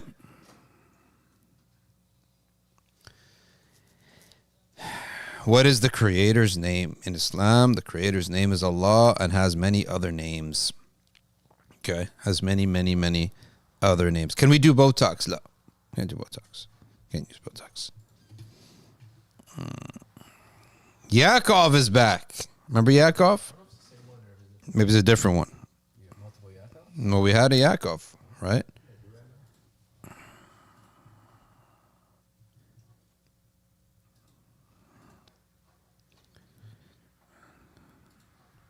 And they're fighting. Two people in the trap. Yaakov and somebody else. Can you recite the other day of Dalail Khairat like you did for day one, please? We can do, inshallah, a whole Dalail Khairat recitation, but we need to do the awrad, by the way. One of these days, Omar, need to turn this on and just do the awrad. Yep. Because I need to recite it a little quicker. They want a quick recitation of the awrad. The one we have now, it's slow. It's slow. So that's like 20 minutes. Yeah. Yep. The way I do Word Latif in 7 minutes, less than 5 minutes. Yeah, 5 minutes. Somebody's asked me recently they wanted to put you in the studio. Mm. The whole recording and everything. Yeah, I want to do it. Yeah. So Ibn Abi Kabsha is intended for the Prophet sallallahu alaihi wasallam. Okay. One of the nicknames of Sayyid al-Kawnayn is Ibn Abi Kabsha. Okay. Sayyid al-Kawnayn. When praying qada, should we focus on fard if time permits sunnah? If you have qada, you don't pray any nawafil. You pray witr, that's it. And Eid, istisqa, those you can do. But you don't pray nawafil if you have missed prayers. You just pray your obligatory prayer and whatever missed prayers you're making up. Missed prayers don't have to be done on the same time. So if you have, let's say, a year full of missed prayers and pray for the first year of bulugh, let's say, hypothetically, you don't know if it's 8 months, 9 months. I don't know. I didn't pray for bulugh. But it was not more than a year. So let's say a year. Make it a year. An amount of time that is way more, for sure, guaranteed 110% is more than what I missed in the past. And I'm going to take that 1 year, and I'm going to say for the next year, I'm going to pray every salah twice. But let's say, hypothetically, there's a lot of time on your hands. You can pray all 5 prayers in a row, make-up prayers, and check off a day, right? So you could do more than 1 day. Okay, but you need a system to check them off the days. Okay. Here's another. Yep. These apps, you can use that to count your days that you missed. Yeah. And then it'll have a whole record of like for the whole year. Does it save? Yeah. Yeah. What if your phone is off or dies? Does it renew? As long as you got the app. You need to log in, right? And it Yeah, saves. yeah. That's good. Okay. Our uncles, our step uncle's mahram for the stepdaughter. Let's take a look at it like this. Woman adopts a girl, feeds that baby at or around the age of 2. 1 gulp of her breast milk. Now, this woman has a husband and a brother and a son. All 3 of them are now milk relatives to the girl. The uncle, he's a milk uncle. Can never marry her, treats her like a niece. Her son, milk brother. Her husband, milk father. That's how it works. And that's a ni'mah from Allah so that people could adopt other people. Of course, we're saying adoption not by the Western sense of it where you change the name and identity. No, we can't. We're not allowed to do that. We don't change the son of element. You have to know that this is the son of a different father and a different mother. But you are taking her in as a foster child. Are we allowed to read the books of Ibn Arabi? We don't read the books of Ibn Arabi in our manhaj. Neither the Mauritanians nor the Habaib. Yeah, because of things that are unknown about those books. And not intelligible and seemingly contradictory. But we do have a good opinion of him.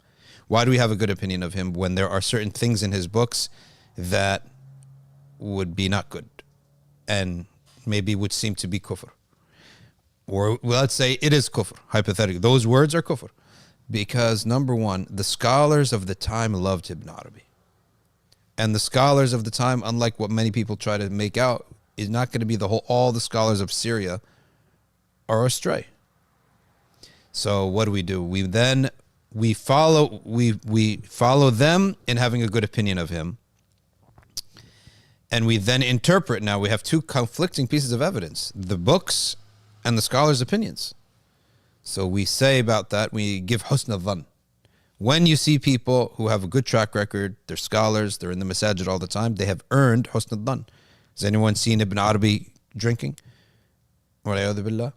Seen him, being corrupt in any way? So when you see something wrong in his books, they have to interpret it. Either the scribe got it wrong, because they say his handwriting was illegible, or someone added stuff to his books that wasn't there, or he was in such a spiritual state that what he writes at that point is not to be taken from him. And the Prophet ﷺ gives us an example of that in the hadith of the man who found a lost camel. And he was so happy. He said, "Oh Allah." Instead, he meant to say, "I'm your slave and you're my Lord." He says, "You're my slave and I'm your Lord."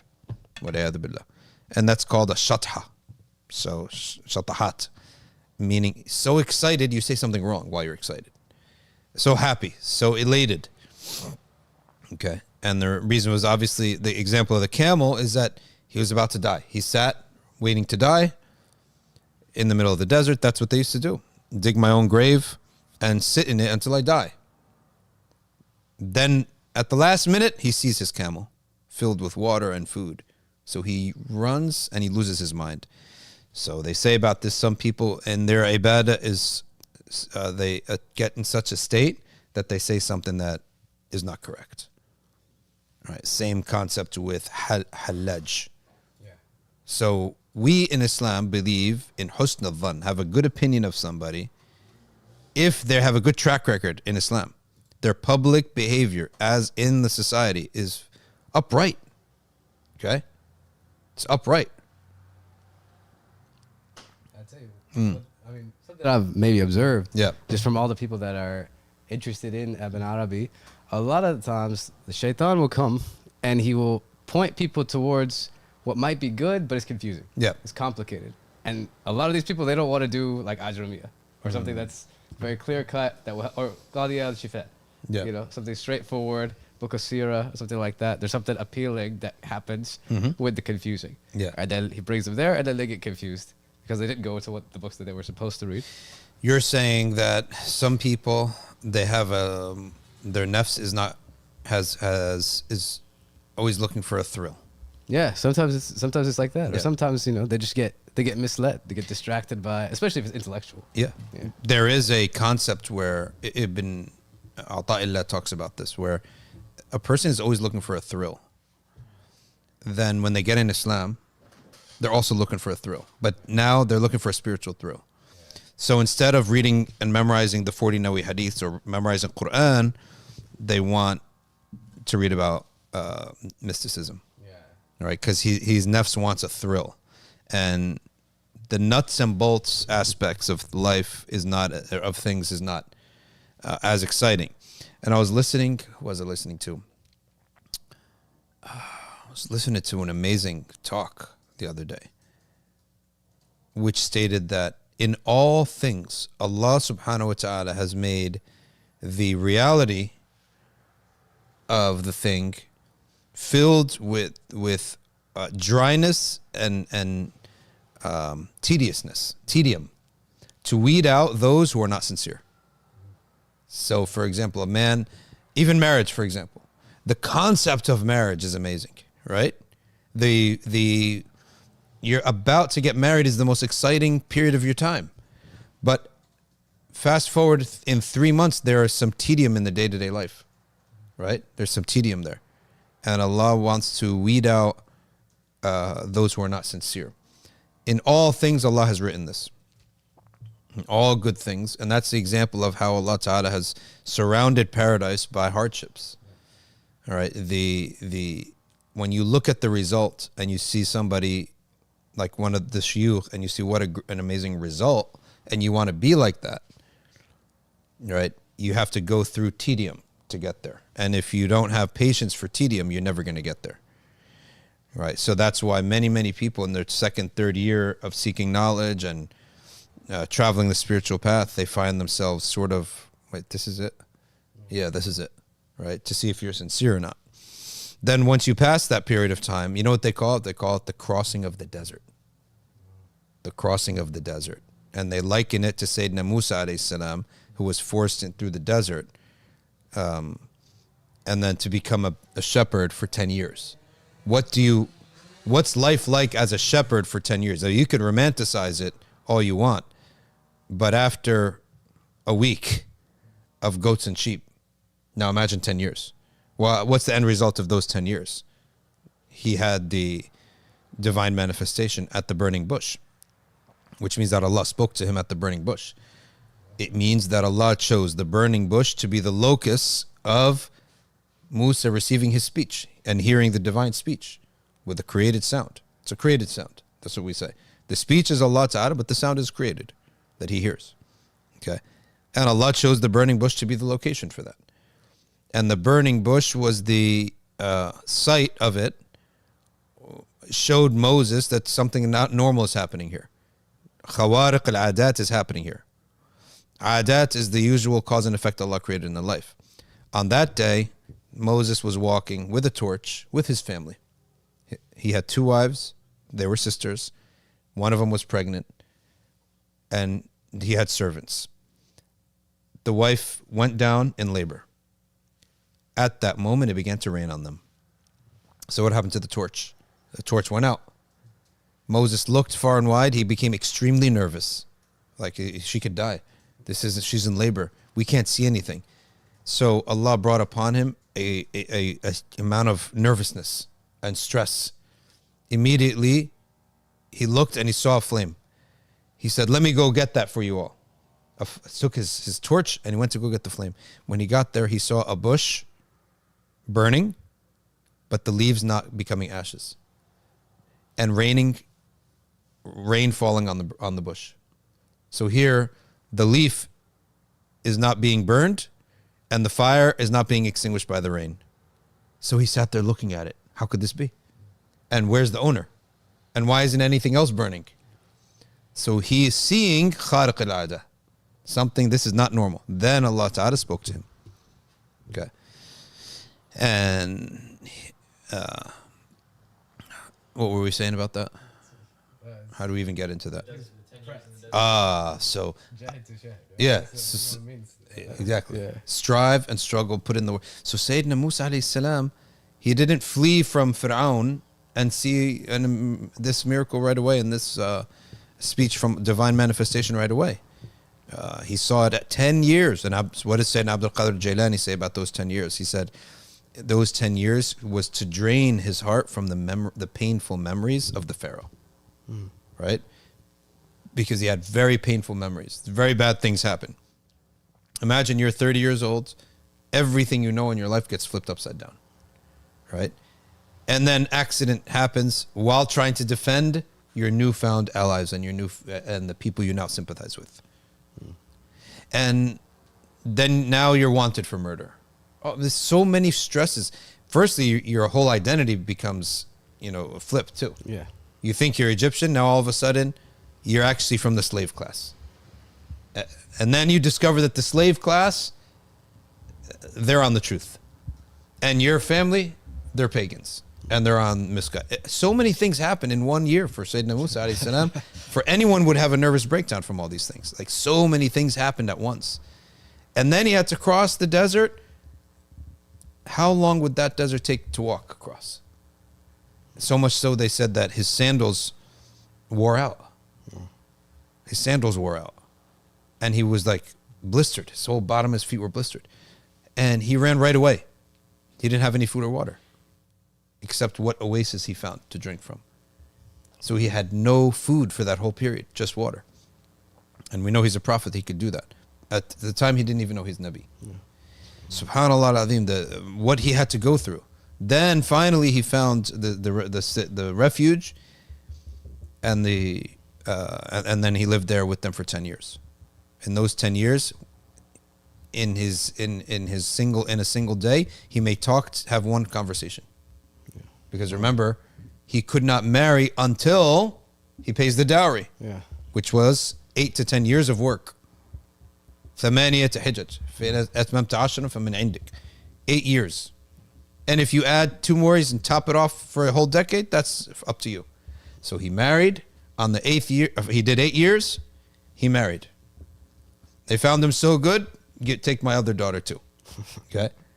And then he stayed for 2 more years. Okay. And to show that a prophet always fulfills what's best, right? And even he didn't know he's a prophet. He wasn't under divine command, but his khuluq, Allah creates the akhlaq in these people, in these prophets. So then he finished 10 years. So he'd been married for 2 years now.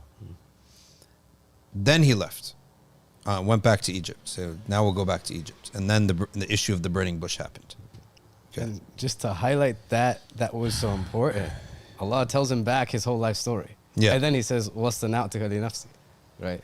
Like that's all that was prep for this. Unbelievable. Allah recounts to him all the bad things that happened, meaning it's from me. Yeah. To prepare you. This is all preparation for you. Amazing. Amazing. So Sayyidina Musa A.S., his story is told in so many different areas. His story is told out of order. Okay. I don't know. There's wisdom in that. And so that any time you read the Quran, you may get something from Sayyidina Musa. It's almost like it's very difficult to read the Quran regularly and randomly, even randomly, without being exposed to the Prophet Moses. Whereas Sayyidina Yusuf's story is only told in one place. The opposite. Everything about Sayyidina Yusuf is always opposite, mirror opposite of Sayyidina Musa. If you notice in the Quran, they're polar opposites. Not opposites, they're opposites in a good way. Everything good about Moses, the opposite good comes for Sayyidina Yusuf. Yeah, you notice that? Yeah, because it's the Jamal and the Jalal. One is Jalali, one is Jamali. Also, what about this? Yusuf is the prophet who brought Bani Israel into Egypt. Moses is the one who takes them out. Wow. Sure. Okay. Yusuf alayhi salam, right away his story begins. And who's his ally? His father. Yeah. Who's the person that's spoken about? His father.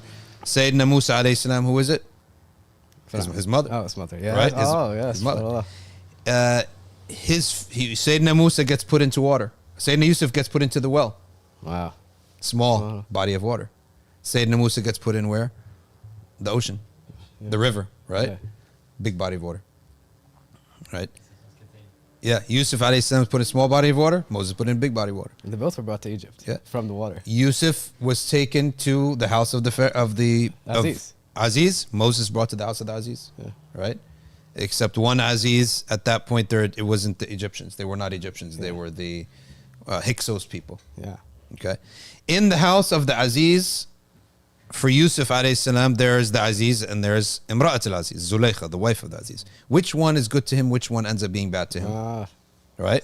The woman is bad, the man is good. Yeah. Moses is brought into the house of the Pharaoh. Who's good to him? The woman is good to him. The dad is bad to him. Right? Pharaoh. Right? The father figure, supposedly, is bad to him. But is good to him. So Yusuf A.S. spends 10 years after he has a fallout with his family. What happens? His adopted family, foster family. He has 10 years. Where? In the jail. Closed. Where does Sayyidina Musa spend 10 years? Midian. In Midian, open with the animals. Right? Yusuf A.S. is, the Quran tells us that he had 2 people in the jail. Right? 2 men. Two pagans that he speaks to. Sayyidina Musa, who does he discover? 2 women. Right? SubhanAllah Adim. Yusuf comes out of the jail, and where is he? Accepted and loved by the king. King of Egypt, I need your help. Musa comes out of being a Bedouin, being a shepherd, of his 10 years of shepherding, to come back to Egypt to fight the king, to fight the Pharaoh. Okay. Yusuf A.S. ends up succeeding and is so beloved by his people, right? And they treat him so well, and they love him and they honor him. Musa A.S. succeeds only to do what? To suffer from his people, right? How about, look at the nature of the success. What is the nature of success? All of the people of Egypt, because of Yusuf A.S., are saved. What is the success of Moses? They're drowned. The army's drowned, right? Total opposites, right? So everything about one Prophet Yusuf A.S., you find the other excellent quality, but in the opposite. One brings them into Egypt, one takes them out of Egypt. Shay'an Ajib, right?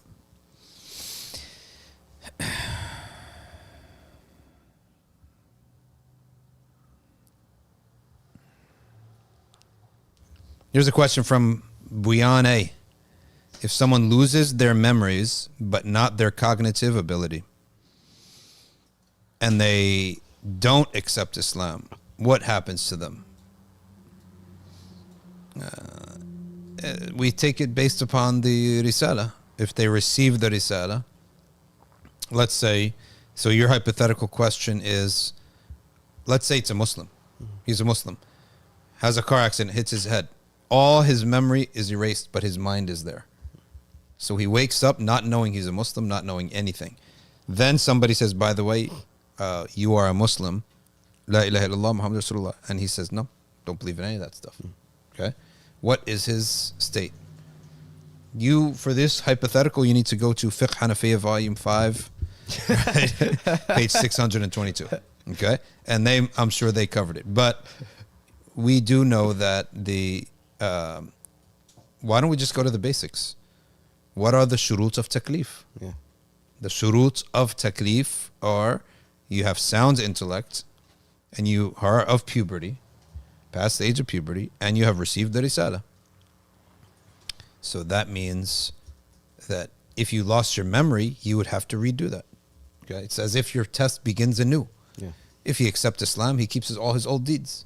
If he rejects Islam, then we treat him as a kafir, right? So I would have to simply go back to the fundamentals. What are shurut al-taklif? Why would they change? They wouldn't change. Yeah. All that happened was that he lost the golden ticket that you're not entitled to. Correct. You're born Muslim, okay, but like that doesn't mean anything. So Yeah. you just forgot that you're just like everybody else. Exactly. SubhanAllah. Here's something. Talib Razi with another awesome observation. Okay? Moses has one brother who's loyal, Harun. Okay? Yusuf has one brother who's loyal. But Yusuf also has many brothers, but they're not loyal. Yeah. So they're the opposite in siblings, right? Yusuf, Musa, one brother, he's loyal. Yusuf, many brothers, they're not loyal. Ajib. Right? Can we attend classes on Madarij al-Salikin? given the author's Masa'il and Aqidah, I believe Madarij al-Salikin is a great book. Okay. Sayyidina Yusuf A.S, he said, jail is better than for me. Right? I'd rather jail than zina.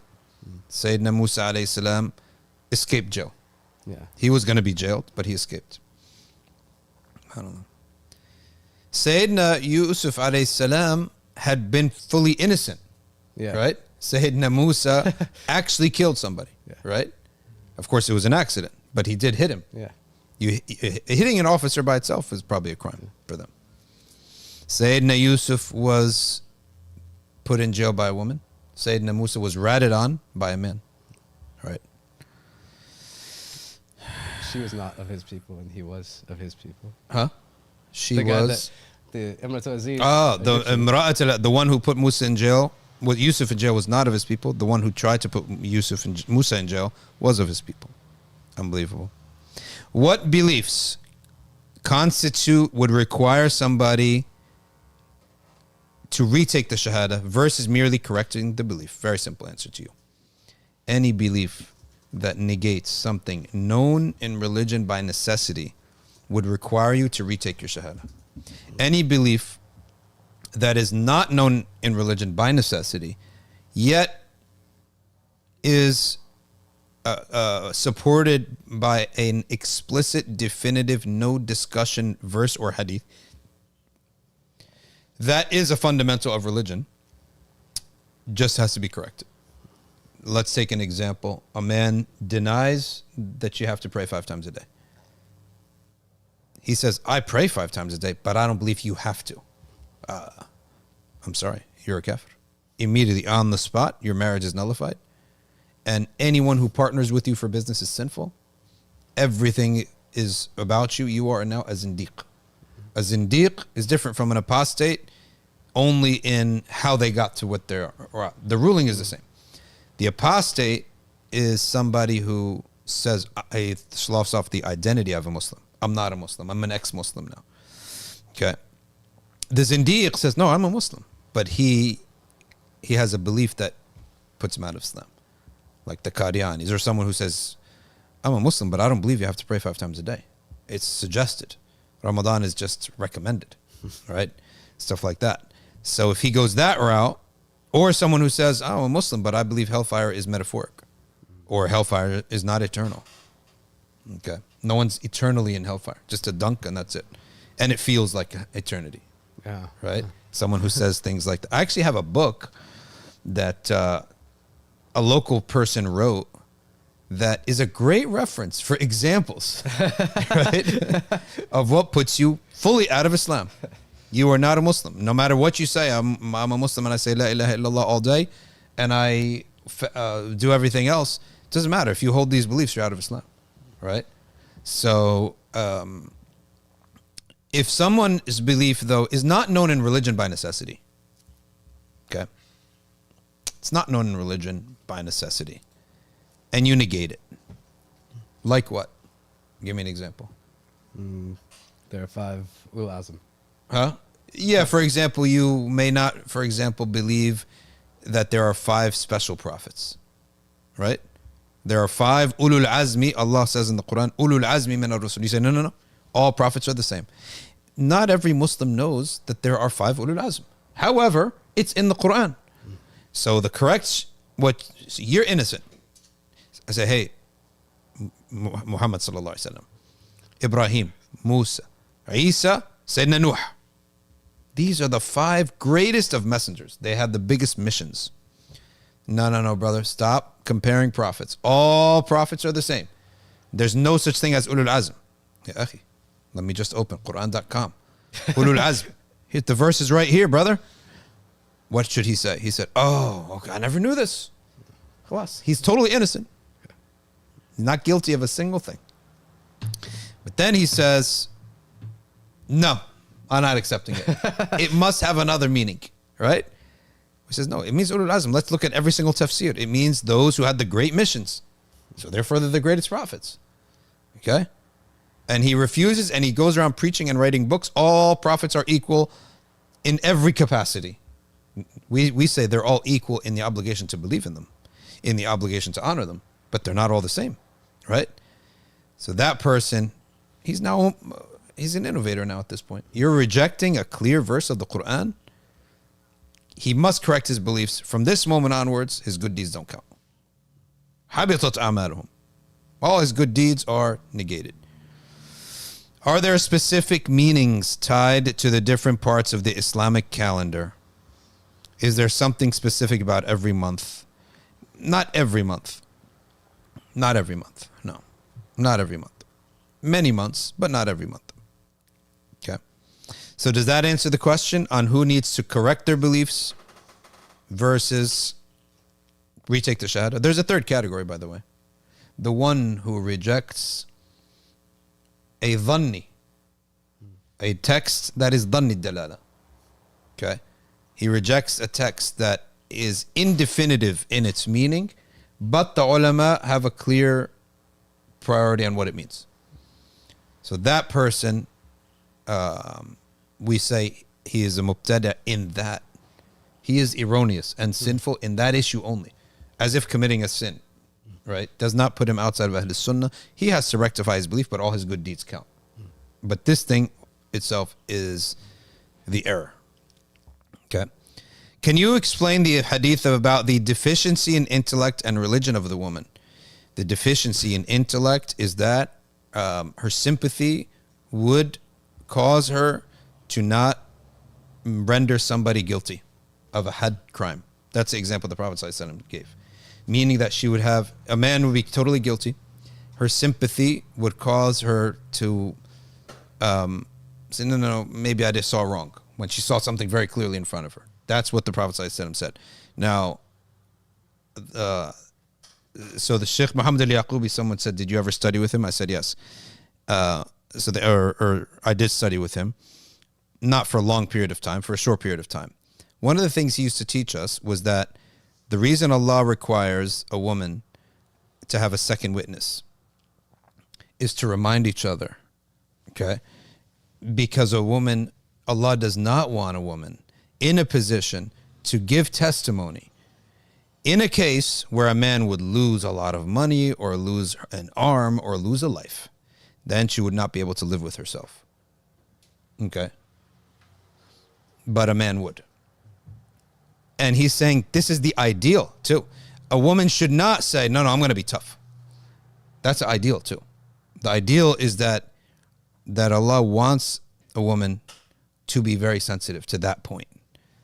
So therefore, chances are maybe there won't be, she'll be alone in witnessing a crime, so therefore she won't have to testify.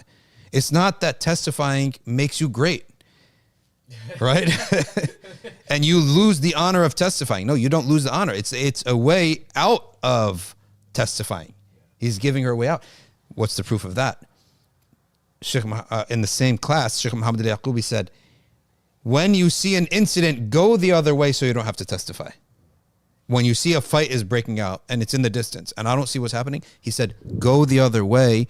Don't look at it. Otherwise, you may be forced to testify and you could lose your religion when you testify. Because you may end up having to testify against your boss's son. Your job's on the line at this point. You get pressured by your boss to help make my son innocent, right?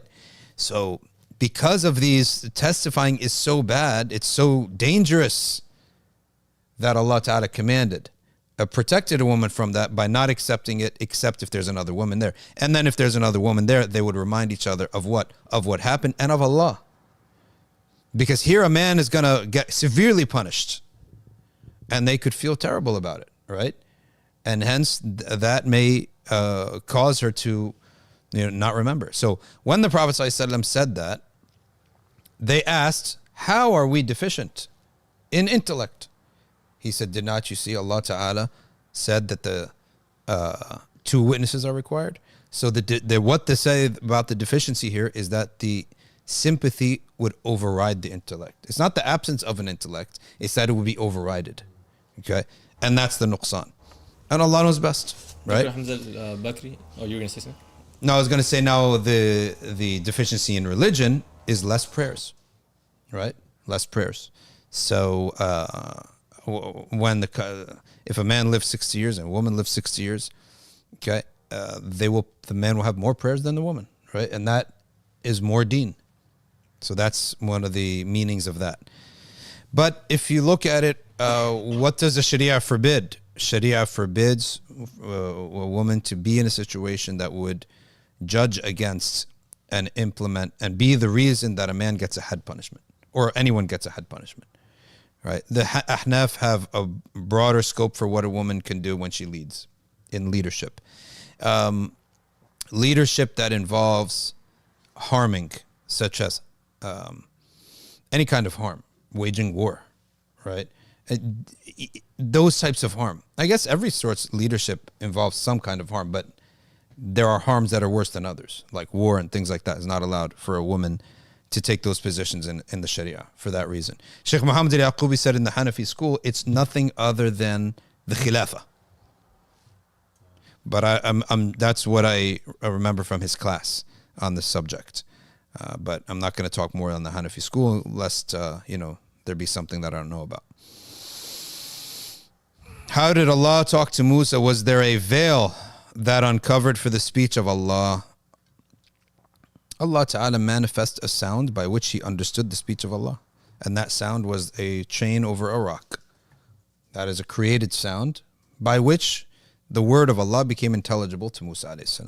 And Allah knows best. But we say Allah spoke to Moses and that's it. When Jesus comes in Islam, what is he going to do? He's going to confirm that Islam is the true religion, the Prophet Muhammad is the true prophet. And وَإِن مِّنْ أَهْلِ الْكِتَابِ إِلَّا لَيُؤْمِنَنَّ بِهِ قَبْلَ مَوْتِهِ. He unifies between the Muslims and the Christians and many, many Jews, except those who have given their loyalty to Satan, to the Antichrist. Those who have given their loyalty to the Antichrist, they're on that side. They're on the opposite side. وَإِن مِّنْ أَهْلِ الْكِتَابِ إِلَّا لَيُؤْمِنَنَّ بِهِ قَبْلَ مَوْتِهِ means that there will hardly be any of the people of the book, hardly, except they will believe in him before he dies. That means before he dies. He lives 40 years on the earth. That means they may not believe in him right away. They may be on the Antichrist side. But then Jesus defeats the Antichrist and there's no one left, right? There's no other party. So then they join him. So that's when the Prophet ﷺ said the followers of the Antichrist are the Jews. But then the Quran says there will hardly be any of the people of the book except that they believe in him before his death. The scholars of Tafsir say all Jews and Christians will believe in him and will enter Islam. But then the Prophet said all the Antichrist followers mostly are the Jews. So how do we bring the two together? Those who survive this fight and Jesus outlives the Antichrist, where do those Jews go? Then they follow the Prophet Isa. They realize that the Antichrist is false, Jesus is true, and they follow him. So both can be correct because Prophet Isa outlives the Antichrist. Okay, and I cannot say that that's the only tafsir of that verse because there are many tafsirs, but that is a strong explanation of that verse. There will be none from the people of the book except that they believe in him before his death, means from the Jews and Christians of the end of time, upon the return of Jesus, before his death, there will be no more Judaism and Christianity. They will fully accept the Prophet Jesus, and there will be no more Judaism and Christianity. There will be one deen, Islam, and there will be paganism. Okay, so the people of the book will come together. Imam Mahdi's role is to bring in the different groups of Islam, of Muslims. That's Imam Mahdi's role.